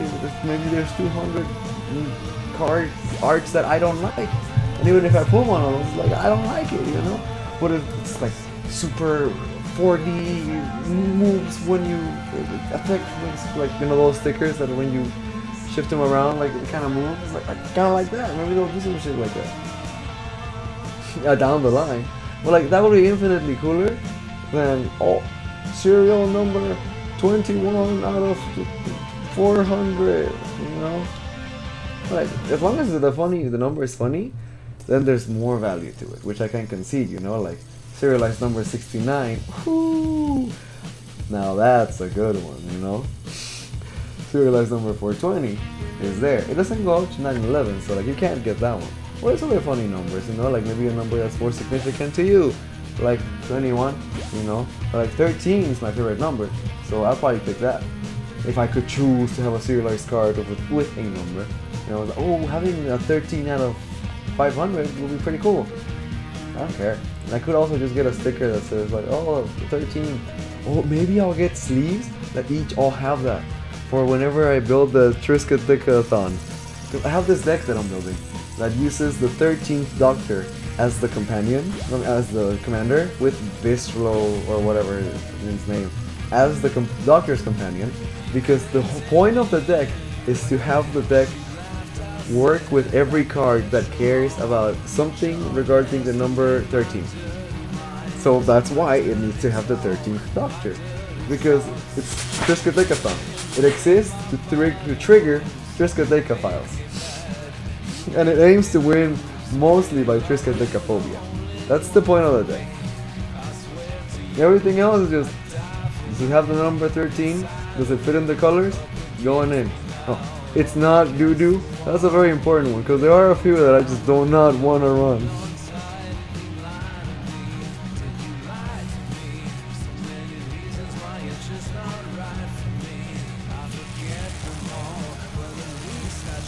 I am gonna put Emrakul in it. The Promised End. Oh, I need to buy it. I want to buy the Secret Lair. One of my, okay, so my Magic the Gathering waifu of all time is Emrakul. So one day I want to have every printing of Emrakul. That, well, not that it's ever existed, but like each version of it. So I need to get back and get the Vice of Eldrazi regular, Vice of Eldrazi foil, the Periodist promo. I don't know if it was a buy a box promo of Eldrazi, of Emrakul, and I need to get the Ultimate Masters version of it. Then I need to get the Ultimate Masters version of it with, I think the texture foil, and I need to get the Ultimate Masters, which is the foil, and then the extended art, and then, you know, every single one of those. And that's why I also want to get the Secret Lair right now, because it has Eldrazi. It has Emrakul. I'm just, because that's my waifu. I love her. It's because you don't know. You don't know. That's not her. But you see, if you're looking it up as I'm thinking, because I'll probably put it here. If you're looking it up and you have never seen Emrakul before, then you might be like, waifu? But the true connoisseurs know that she is indeed best girl. She does not like to be unleashed. She does not like to be outside of containment because she likes the world that she inhabits. So if she is out of them, she must consume them. She's lived in enough worlds to know that this is true. Her nature being rendered in reality, being like summoned as a creature, is just to work things. She can't help it. That's why she prefers being contained in some sort of prison of her choosing. She chose the moon of Innistrad because it was the only thing not capable but worthy of containing her. Not only that, she chose it. Mwah.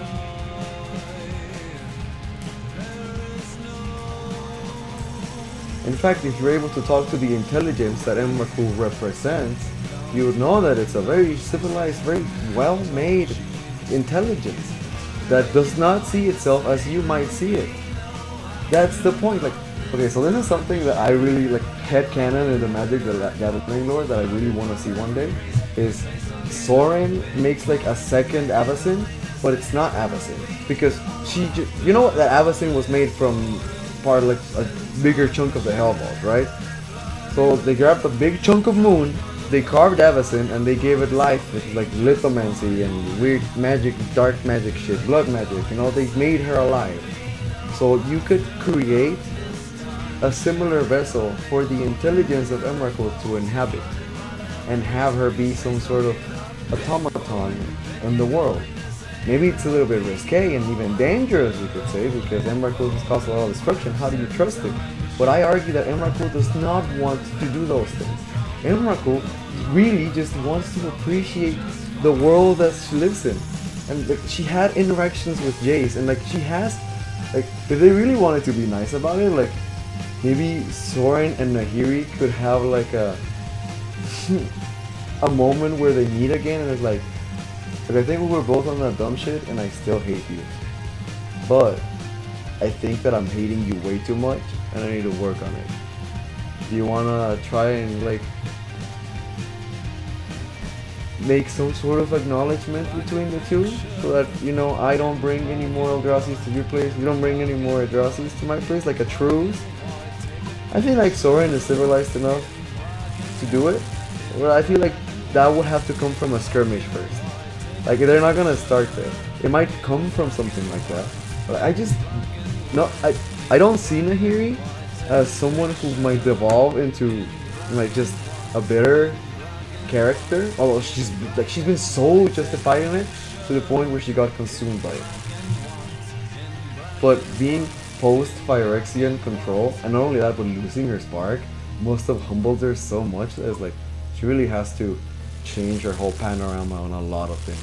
And I feel like that would be one of those things that she'd be like, hey, you know, maybe I've been on that dumb shit and I need to do something. I don't know if like she would suggest we should make Emrakul a body, but we know that Jace is the only one who's like properly talked with Emrakul.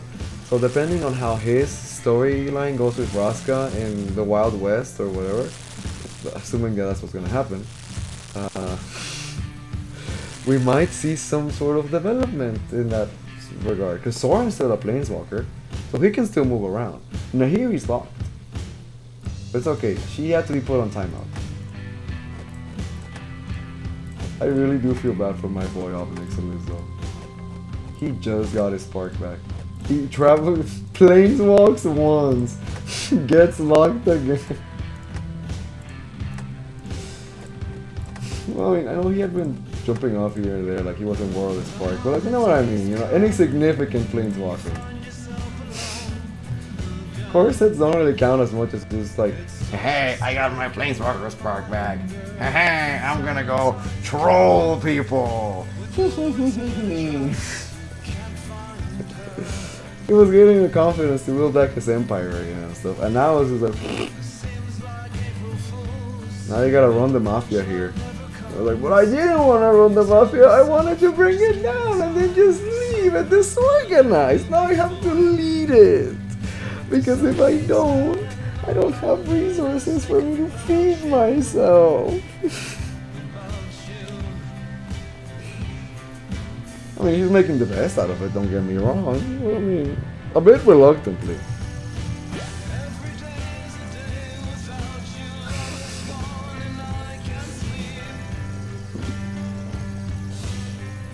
Yes. Bring back and tell them this is yours to keep.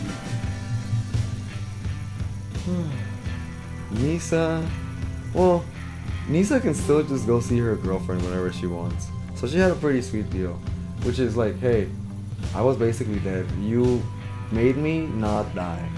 I'm pretty cool with that. And I mean, she just wanted to sing for Zendikar, you know?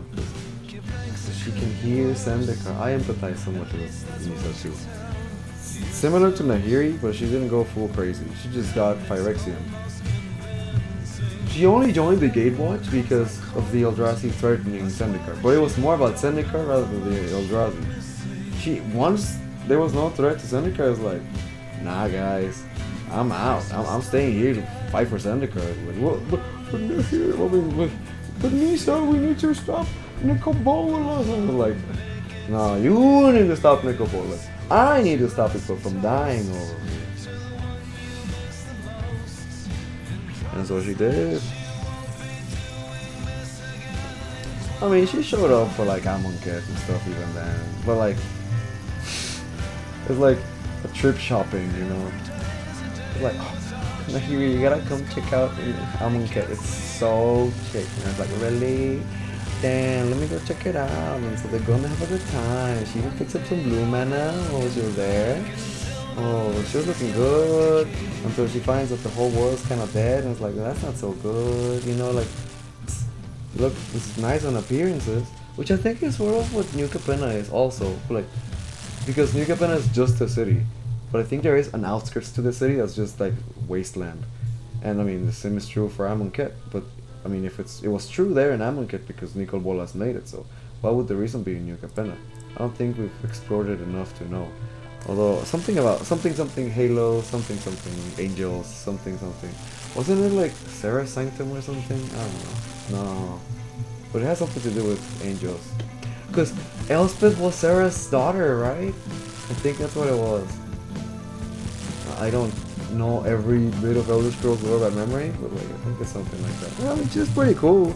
I mean, she came out and just like, alright, Elesh Norn, you cooked too hard. I would have liked to see like a Phyrexian OC Planeswalker. Not Phyrexianized Planeswalkers, but like one that's a Phyrexian and just like, I have a spark. But that same spark gives them a sense of individuality that does not align with Elesh Norn's will. So it wouldn't really work very well, you know? It would be a red Planeswalker, not Koth, because we already have Koth, but like an OC Phyrexian, named Phyrexian Planeswalker that doesn't see themselves as like part of the machine, as more of a product of the machine. Because now that we locked up new Phyrexia, that might be the only way like one of them could get out. It's like, okay, new Phyrexia is by themselves and we're gonna leave them alone because they're eeny, meeny, beanie, bobinis, and we got rid of Elspeth, so you know, they have a power vacuum, but we're not gonna know about it because they're just like time locked, kind of like Gallifrey. So if we do get that red Planeswalker along the line, that would be how we find out. I would hope that it's not like a, oh no, new Phyrexia, they got out again. I was like, no, wait, no, it's not like that anymore. I was like, wait, what do you mean?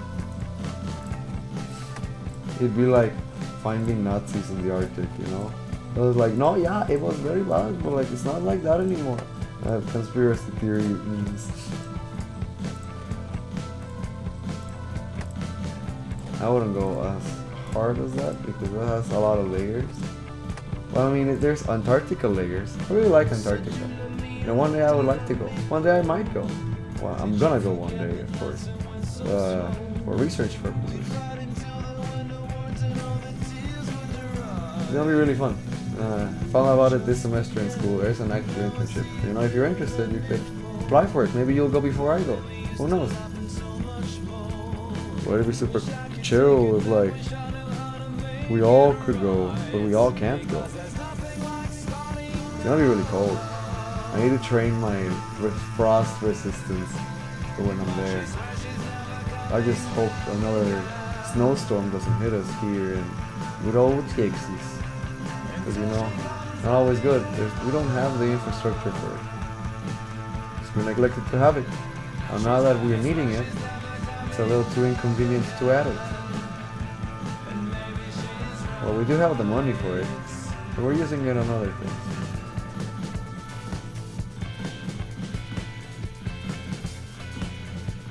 Alright, we got the... Oh wait, that's too many layers of Schizzolore on that one. Oh, I should talk about that one later on another video. We haven't even streamed for an hour. Well, we have a great pace going actually. I just started noticing. We're about to start recording for about 2 hours. I just focus on the timer instead of like the local recording time. But yeah, I mean, 3 hours? Oh no. So if we've been recording for 2 hours and it's 3 a.m. We might be finished by 6 or 7 a.m. But you know what? We're gonna do it.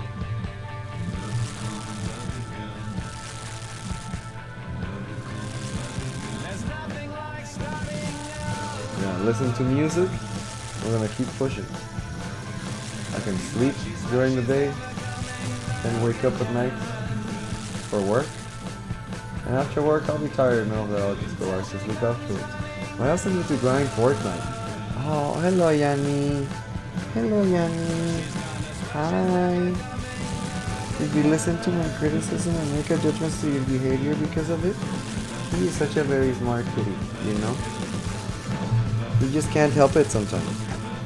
He doesn't get feedback. Today in the morning, I kicked him in the face because he doesn't like sleeping in the bed if Lucy's in the bed.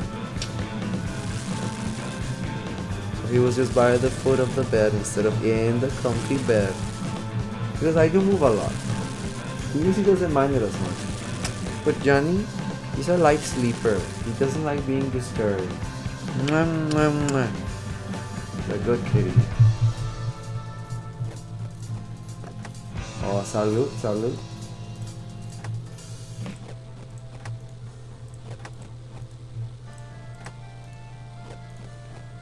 Oh, wait. Oh, alright. We queued up the prod. I like this one.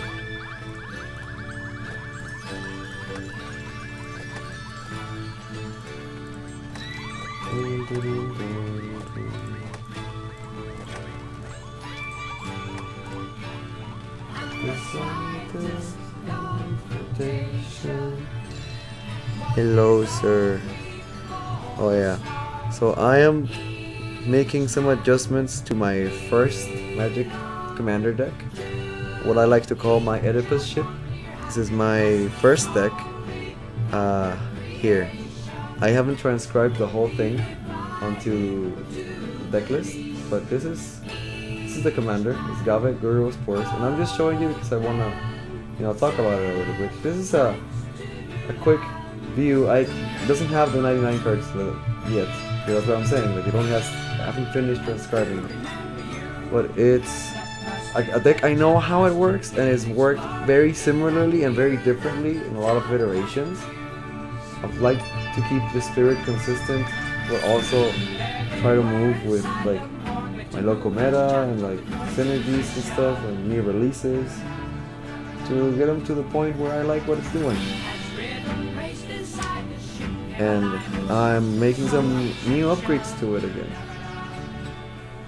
It used to be my most expensive deck because at the time, because there wasn't a lot of new development in the meta, and I only had like maybe 3 decks, the goal was to get those decks pimped out.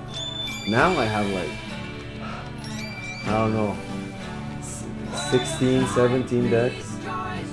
They're not all done. So if my goal is to get the most expensive version of every card every time, it might not always work. Sometimes because of the secondary market, like the price difference between version A and version B is like negligible, maybe like $1 max. And if you're just getting singles, that's not so bad. If you're buying bulk, you can notice it a little more. But I still think that it's more worthwhile. Like if you're already gonna buy like this common that nobody plays, you might as well get it foil because you're still gonna pay like a buck and ship.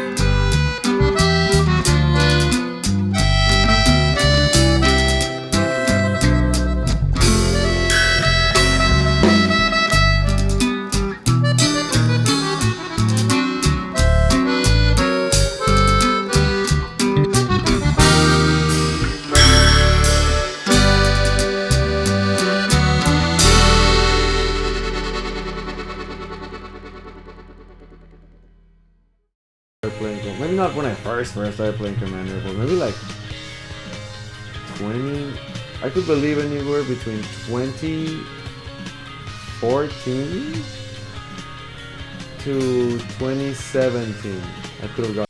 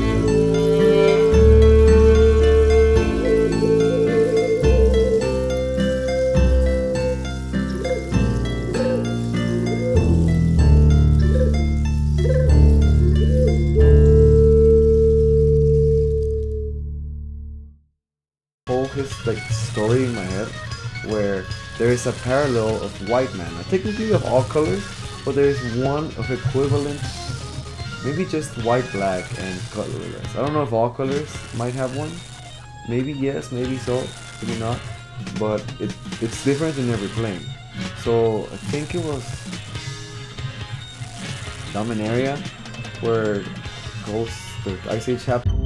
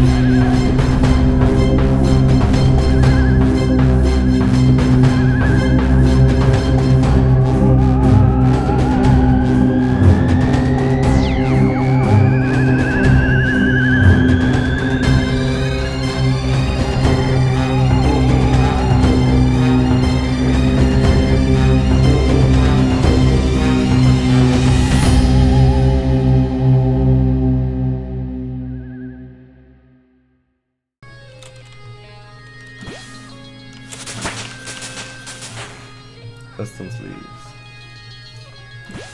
I have a lot of problems with this sleeve crafter, and I'm gonna tell you all about them. Fishmaster, ooh, we have a mission. Hold on. Let him cook. Yes. Ah, there you are. Fishmaster 30,000. I'm so glad you summoned me. Please take this lamp and make your wish. Alright. Let's rub-a-dub-dub the lamp. Alright. Now, this is very important.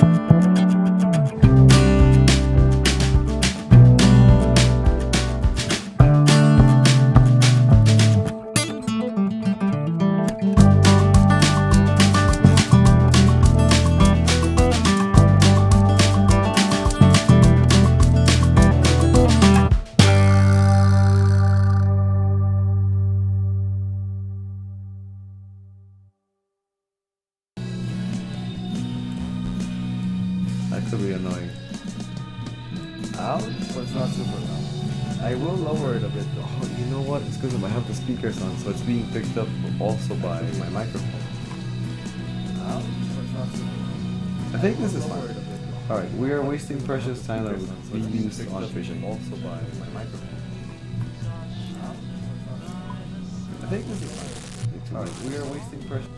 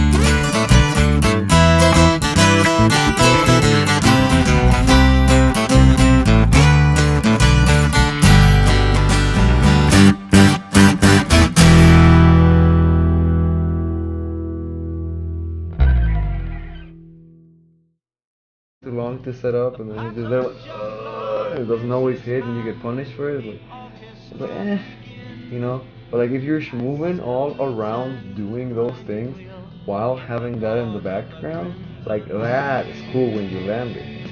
I mean, it's also pretty flexible to be like, oh, I did this thing, even if it's a thing you've seen before or like a thing you came up with yourself. The fact that you're doing like an intricate combo is it's satisfying. I like it. Or like swinging with a creature that's like a 200 commander damage. That's also satisfying. You have to get them up there. And they had to survive board wipes and removals and interactions and a lot of things. I'm so excited for Doctor Who. Right now that's the deck I'm putting the most resources into, I guess. Because I picked up the shell for it with the 9th Doctor. So it was the 10th Doctor's deck, which comes with 9, 10, 11 and the War Doctor. I'm using that as a shell to build together the 9th Doctor's deck. Because that's my favorite Doctor, just because that's who introduced me to Doctor Who. It's maybe not my favorite Doctor overall, because there's just so little to love about it, but like, it's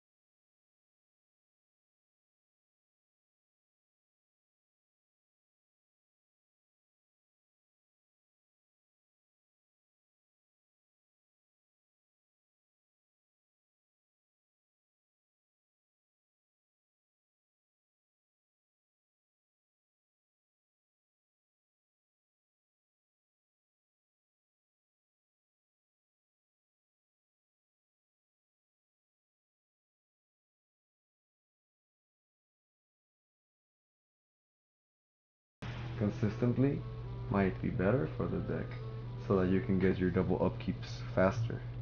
But it's also a 6 CMC card. And Rose Tyler, she's got that big booty and she's got hands. So she's going to be slowing down some big decks that are just threatening you with a lot of creatures or with like a big creature. So having her there as a big creature support that's taking advantage of all these time counters we have floating, she really do be that bad wolf, you know? Woof woof, you know what I'm saying? It's just, I really like Princess Reckless. And when I first got into Magic, like, here, I have it right here. I got this deck box that I just saw on eBay, and it's just a TARDIS, you know? It's very nice. It just opens and you have the cards there. It doesn't have a lot of space. It's definitely not bigger on the inside, although it does have some compartments here and there.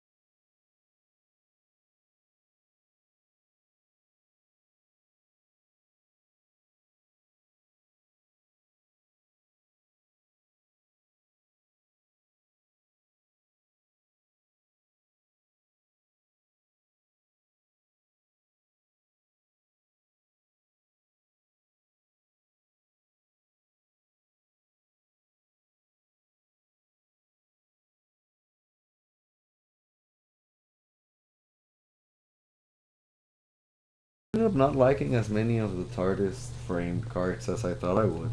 I do like a lot of the old school ones better than the new school versions of the cards. Like the first Doctor on TARDIS frame. Now that's the best version of the card. This hands down. Oh, we're not cooking. We're not cooking.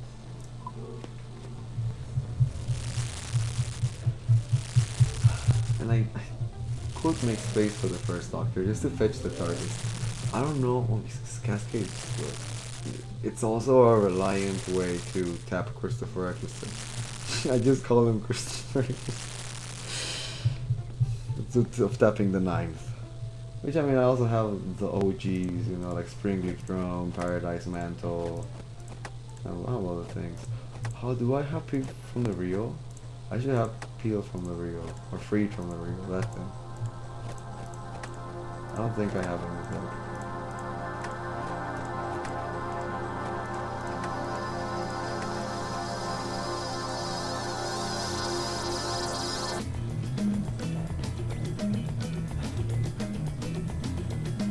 I really like Doctor Who. I haven't caught up with all of Doctor Who yet.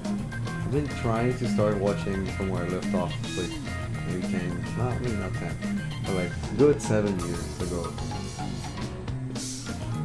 I was on the 4th Doctor, and I know Leela just showed up. It's the 4th and Leela, and I think it's like the largest section of the 4th Doctor for those guys' adventures. I mean, Leela's such a good card, she's brutal. Leela's just as good as like Rose, I would say, in terms of like combat abilities.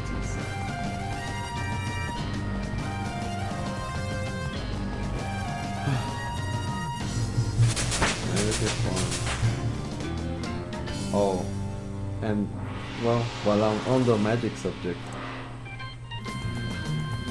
I'm also not like the biggest Fallout fan. I'm more of an Elder Scrolls enjoyer, I must say. But I mean, I have played the Fallout games. I think they're cool. It's just I don't see myself like sinking in all the hours that I do in Elder Scrolls. Like, I know there's just the same amount of content, you can do so much, and like, the aesthetic is not to my appeal as much as high fantasy, which is Skyrim. Not only that, but like, well, both lores have really juicy details. Elder Scrolls for me every time. But I do have significance for Fallout. And I was thinking to myself, I don't think I'm gonna be as triggered when the Fallout collab comes through. But then they show the Mothman. And my cryptid autism triggered. I was like, oh no, the Mothman. And oh yeah, they haven't spoiled it, but I hope, deep down in my heart of hearts, I think I know, I think, that I would like to see the alien faction represented in a or some cards. Maybe not all of them, but as long as I can build some sort of gray alien commander deck, I'm gonna be really happy. I would like to build 2 decks going into Fallout, which is the Mothman, that I already started building a shelf for, and aliens, if there's aliens. If there's not aliens, that's okay. You know, we'll just stick with Mothman, but nothing else has triggered me there.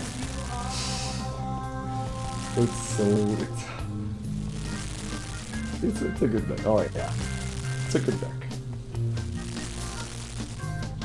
And where it's going to be, I guess it doesn't exist yet because the cards aren't out. Well, I mean, I did the same thing when spoiler season started for Lord of the Rings, and Lord of the Rings has Tom Bombadil, which I also been really wanting to build for a while. And while I do have a lot of the pieces for it, I also don't have a solid shelf yet. That deck is maybe like 40% done. And that's not including lands, because I mean, lands is 5-color deck, and I'm trying to do it on a budget. It's doable. It's just so easy to default to the same lands, fetch, shock, and like green ramp, fetchables. Well, it's a lot. I'm trying to do this on a budget. I do have budget fetches, but at the same time, having budget fetches means that I need fetchables. Not only that, but budget fetchables. I probably will have the classic shocklands just for consistency. Well, maybe not the shocklands, but I'm definitely gonna have some trials. And those are fetchable, which is good.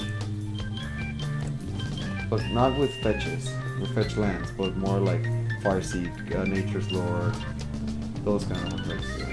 3 visits. The Doctor's 3 visits card is my favorite. Like, a lot of my favorite version of card art released with Doctor Who, and it's purely because of my Doctor Who autism. Like, Farewell, the 10th Farewell is the only version of that card I will ever play, because I haven't owned a Farewell to this point. But now that they were like $5 a pop for like this, not the search foil, but the foil. I actually didn't know that search foil existed when I started buying cards for Doctor Who. So some of those cards I did not get search foil. But you know, I did get my Farewells non-searchy foil, and I do want to get like maybe 1 or 2 search foils. Just so when I need to run a Farewell, I have a Farewell that is David Tennant getting regenerated saying, I got to go. It's so good, it's ridiculous. It's beautiful.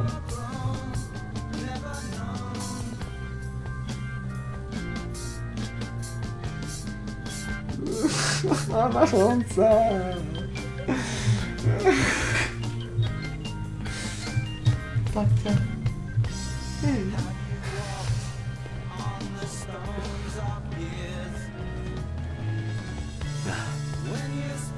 Okay. Well, what else? I have a lot of magic decks. Oh yeah, and the sleeves I'm gonna use are gonna be the ones I'm currently using on Good Fortune Gang, because on Good Fortune Gang we're going to get new sleeves that are the art. The reason why it's called Good Fortune Gang is the art I made for an old stream from like 2020. And I never used it again. It was the overlay for the channel. There might still be a video or 2 with the overlay on YouTube. I don't know. But I'm going to get that, and I'm gonna put it on custom sleeves, and then I'm gonna put George Fortune Gang on those sleeves. And then those extra sleeves that I currently have are gonna go to the Mothman. Now, storage is a bit of an issue when it comes to these decks. Thankfully, I don't think any new legendary creature as of recent has triggered me that isn't a collab. Like, any of the new legendary creatures from Caverns of Ixalan, I'm not like, I need to build, or a Wazzle Drain either. Like, some of them were nice. I was like, oh, that's fun to build, but I wasn't like, I need to build it.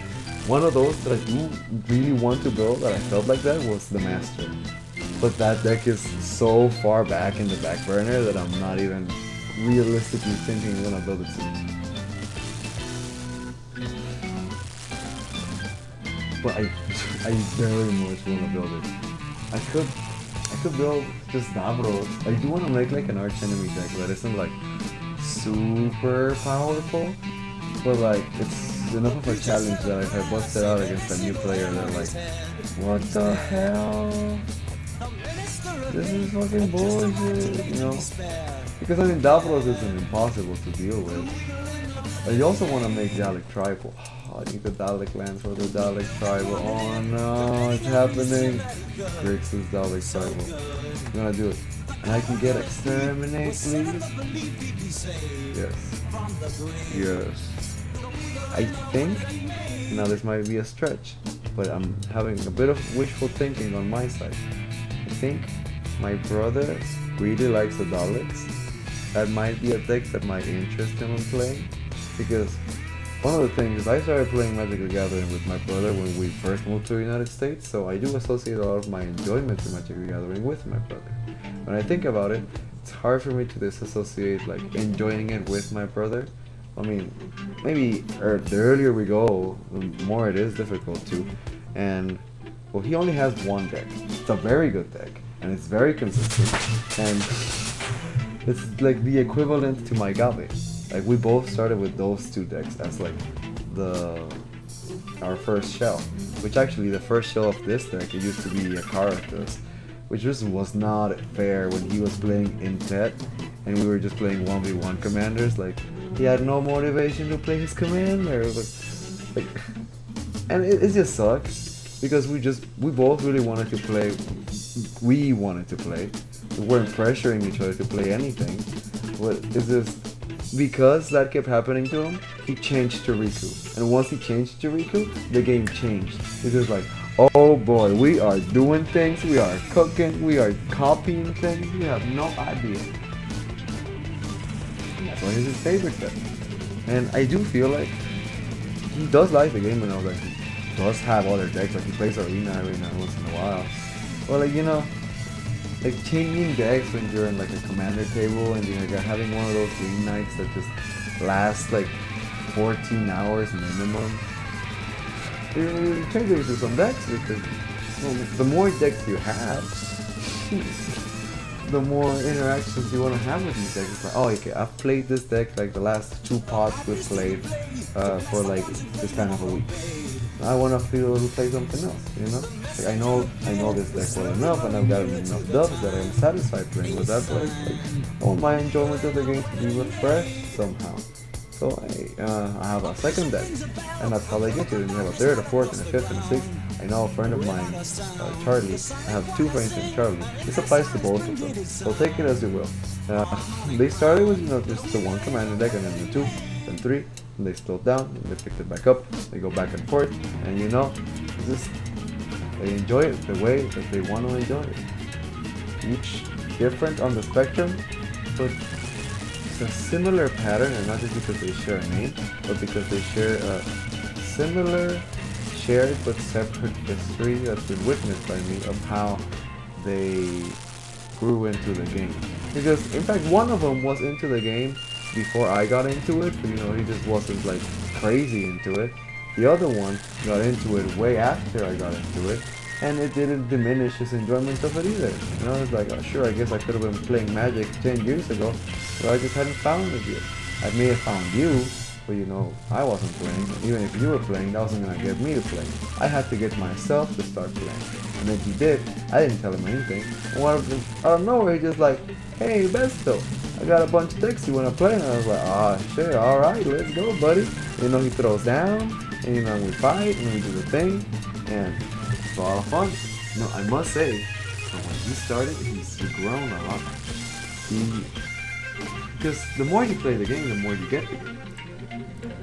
And some of his first decks, you know, while with powerful commanders of the helm, not all of them were fine-tuned to the degree in which they could show their luster.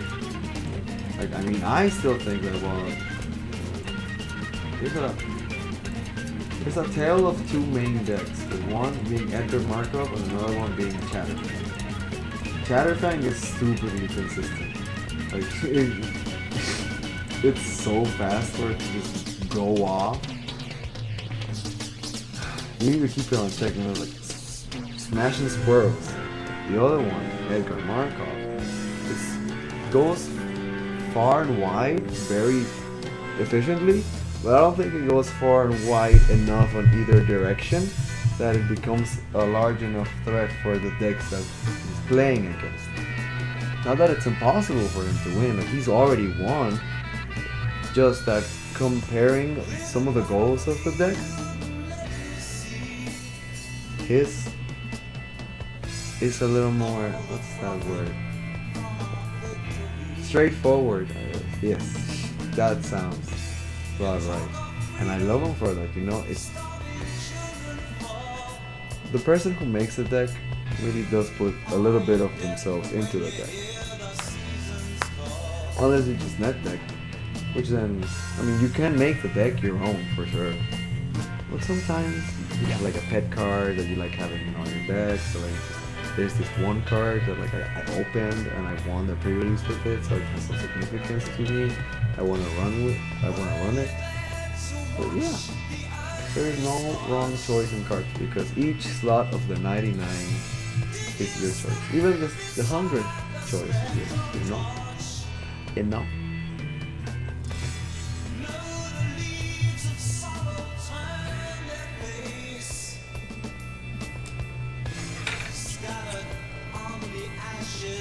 But yes, I'm gonna build the Mothman, and I'm so excited for the Mothman. That's where the tangent starts from, Mothman. I want to have a magic deck for every cryptid that has a magic deck. That's why I want the Grey Aliens to have a magic deck. If they don't get it here, maybe we'll have an X-Files collab. I mean, we have a Jurassic Park collab. It's not that crazy to think we might have an X-Files collab. And then we have some Grey Aliens. And we could have a Mars Attacks collab. If not collab, a Secret Lair for sure. I mean, we're having Evil Dead. Ash Williams is in the game. And that's so good, so good. The Princess Bride's in the game. Oh yeah, there it goes.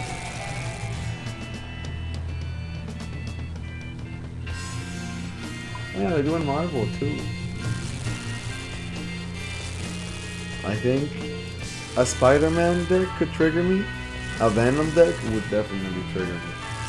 Because I just like Venom. Spider-Man's my favorite superhero. So I really, really like Venom. I don't know if I like Venom more than Spider-Man, but I just really like Venom. So I would probably try to build something like that, and I do hope there's some sort of Ooze commander or something. I want to build Ooze Tribal.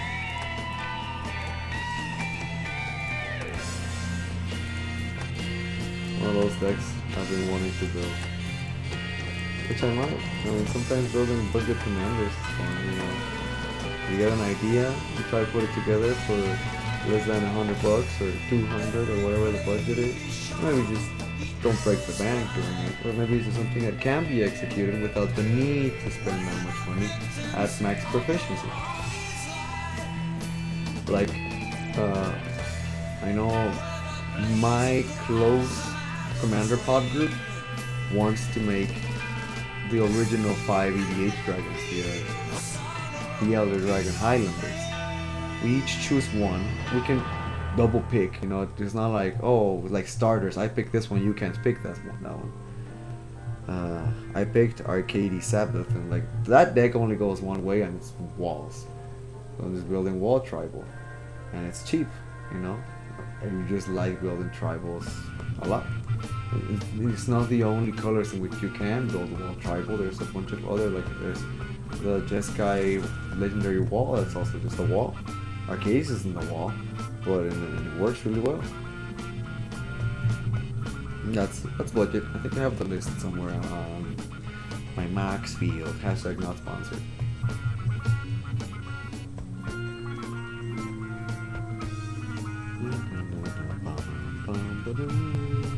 Right, the sleeves. We're fishing. No. Wait, am I turning them on? Oh, you. The 9. Okay, I don't care. Damn, I gotta do that. We're cooking. We're doing this on stream. I didn't say which stream. Oh. The image is so pretty. I'm so proud of it. I don't know why that's there. I can't close it.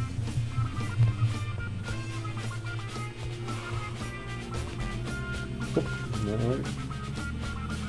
I have to refresh the page. We are really close to getting to 69. Level 69. I think we'll do it before 5.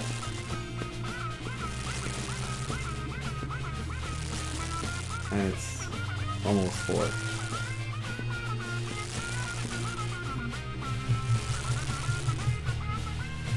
My time, of course.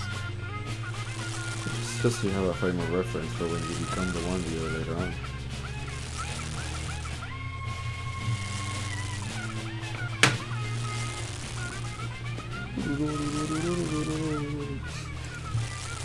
The music.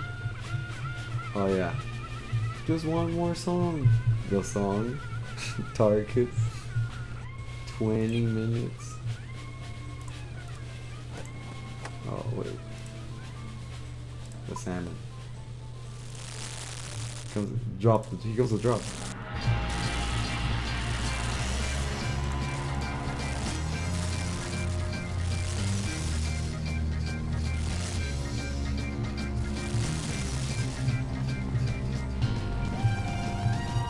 Come on! I don't think I'm gonna win. No, I buy them. I wanna buy them. Why is it being so difficult?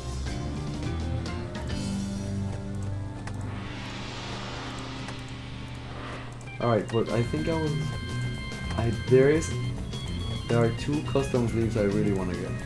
One of them is the one we're gonna make right now.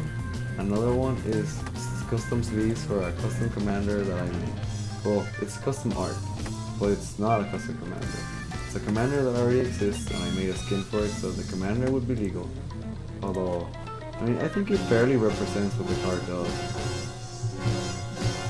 And what the character does in game. It's just not the most strong.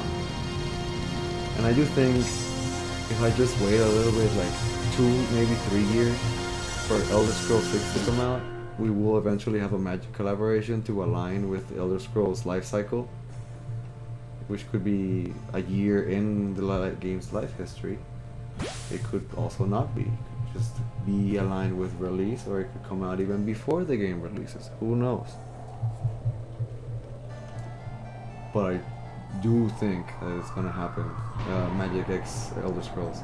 And when that happens, I do hope that Morrowind gets some representation, and that in that Morrowind representation, or maybe some villain deck representation, I don't know how they're gonna split. I've been trying to think about how it will split. But as long as we get a legendary Dagoth Earth, that I can make the commander of a deck, no matter what colors, I will do it. Right now, I made a Rakdos commander with the skin of Dagoth Earth, with the commander being Timurit, the Murder King.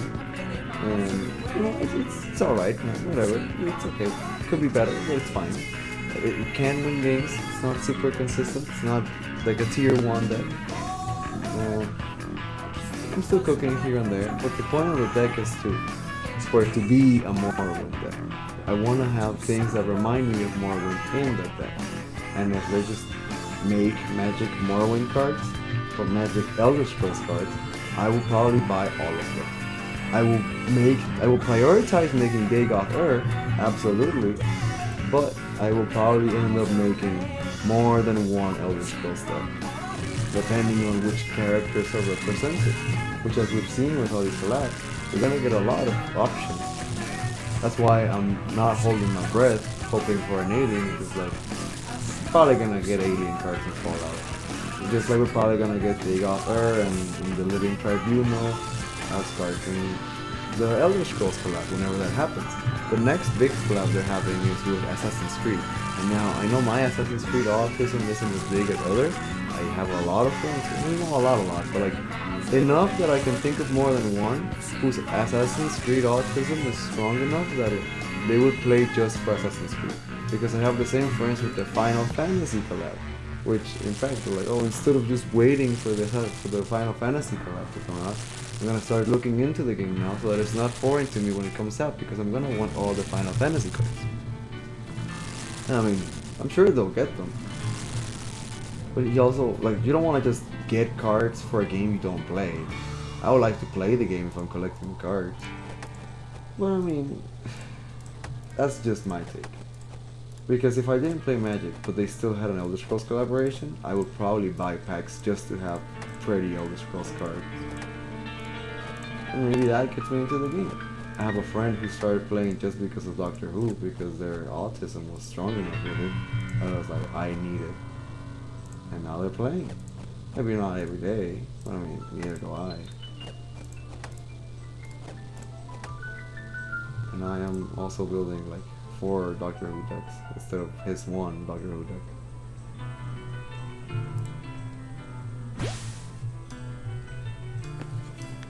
But it's not about who's the biggest Doctor Who fan. It's about being able to play with Doctor Who in Magic the Gathering. That's why I'm so excited for Elder Scrolls one day, for other collabs with my favorite IPs. Yes, consume! Well, it's not because of consume, it's because I was already consuming this that I'm enjoying the idea of it. But not all of it is appealing to me, which is the thing where Hasbro's taking the game, like, oh yeah, you know, if you don't like this IP, you don't have to buy it.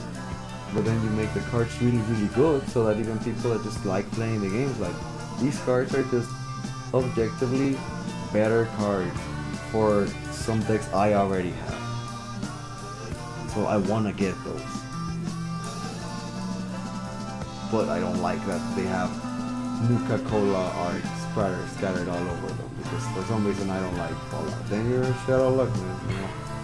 But if you don't care, then it's just, oh, it's nice that this has a card, you know. We could get Halo later. I mean, I'm sure that'll be fun. Maybe Destiny. Who knows? I mean, either or, maybe both. Who knows? Because, I mean, you know, Bungie's the active thing. Well, Destiny's the active one. Halo's kind of dormant. I mean, I'm sure. I think the last thing that came out was the Master Chief Collection. I'm not sure. We are so close to finishing. We only have to fish a few more fish and we're gonna get there. We're gonna get there, yes. But yeah. Anyways. This is getting to level 69 fishing in RuneScape. It's been an ordeal. It's been a while. Almost 3 hours. Oh no. Alright. I was getting ready to end it, as you can see. We are so very close. Just one more round. What are you? Keep the Mothman, so cool. There's a Bigfoot deck I want to build. There's a Yeti deck I want to build. Now there's a Mothman deck I want to build. I think there might be a Kappa. Or like, Kappas are mythological cryptid-like creatures. And there's no like Jersey Devil or like Chupacabra. No, there's Ravenous Chupacabra. But like, you can make a deck around Ravenous Chupacabra. you can just have the Chupacabra in your deck, which I could add the Chupacabra to the Mothman deck just to make it more cryptid-like. You know, it's more about the cryptid. But I have a Nightmare deck that I started building, but then I just didn't finish building it, and it just kind of ended up half built. And I've already picked at it to build other things. So I have a goal for when I play Magic. When I started playing Magic Gathering and I started realizing I really like playing Commander. Like, okay, I need to give myself some sort of metric as to what I'm gonna do with it. And my goal was to make a Commander deck of every color combination, so that if somebody played it but didn't play Commander, they could be like, oh, you know, I like Commander, but I don't have a deck. And I like Magic, I played it before. They go, oh, don't worry, I have a deck if you want to play. I was like, oh, cool. I mean, hopefully I'm not cornering them into playing with me, you know. But if they were to be genuinely interested, they go, oh, you know, like green-blue, we have a green-blue deck here, and like, let's say I have 2 green-blue decks, you know. So I want to have minimum 1, so that anyone at any point could be like, oh yeah, I'll play. Okay, here you go. Gonna play this, gonna play that.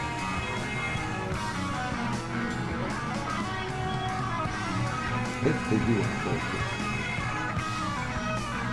And now I think the Mothman, because it superimposes my desire to have a deck of every color, it is becoming a deck of a color I already made, because my level 69, we did it, woo! Because my will to have the cryptid deck is greater than my will to have the deck for everyone, which I mean is still the end goal. This is just gonna be a quicker stop. Alright, so what we're gonna do is we're gonna fish all of our fish inventory, we're gonna cook it all, then we're gonna go to the bank. We're gonna deposit all of our fish and the kind rubies that someone gently left at our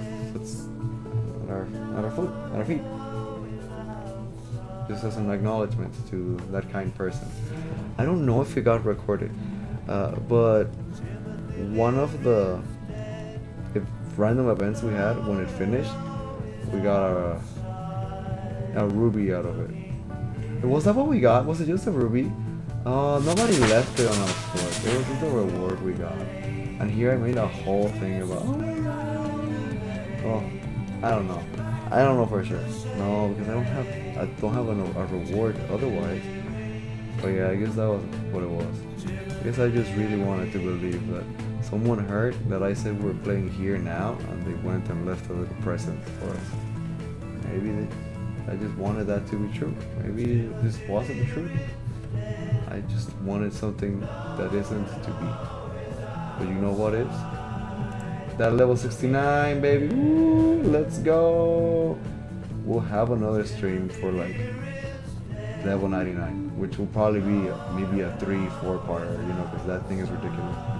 No, it has to be more. It's gonna be so much. Well, I'll figure it out. Don't you worry.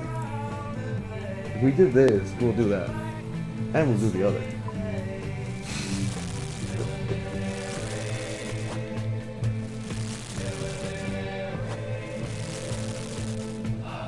Feels good. I could retire. I could really put the rock down now. But the goal wasn't to get to 69. That was the goal tonight. That's not the overall goal.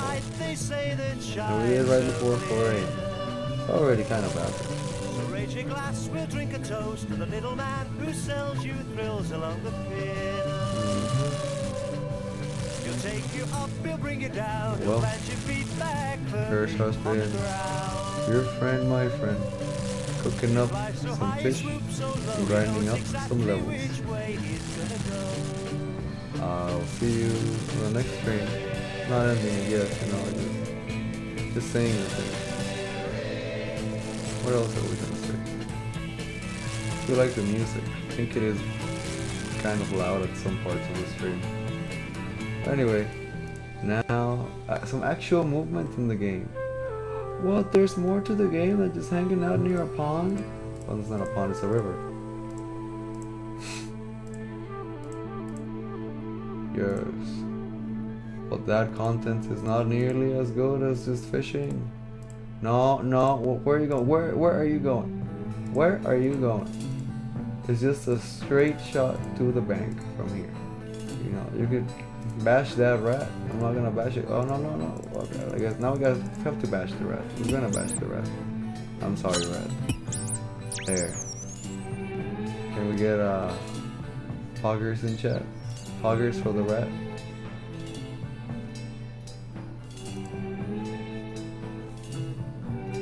There's a clown. Even clowns need financing. What? Want more bank space? Not now. That's how they get you. Here's my inventory. Not a lot of gold. But that's not the goal. A lot of fishes, a lot of runes, a lot of drops, some nice materials from doing those side quests. I want to get the full frog set. And now we have 10 rubies. Cool. Rich after taxes. Alright. Now we walk back to the stream so that the next time we start the stream, we're already on the stream when we stream. Then we don't have to go anywhere for the stream to start streaming because we'll already be on the stream ready for streaming. And once we do start streaming, then we'll be streaming.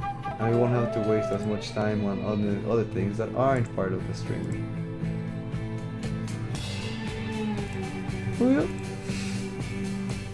Alright. Back to the stomping ground. I'm gonna end right here in between these trees. Check out the fish.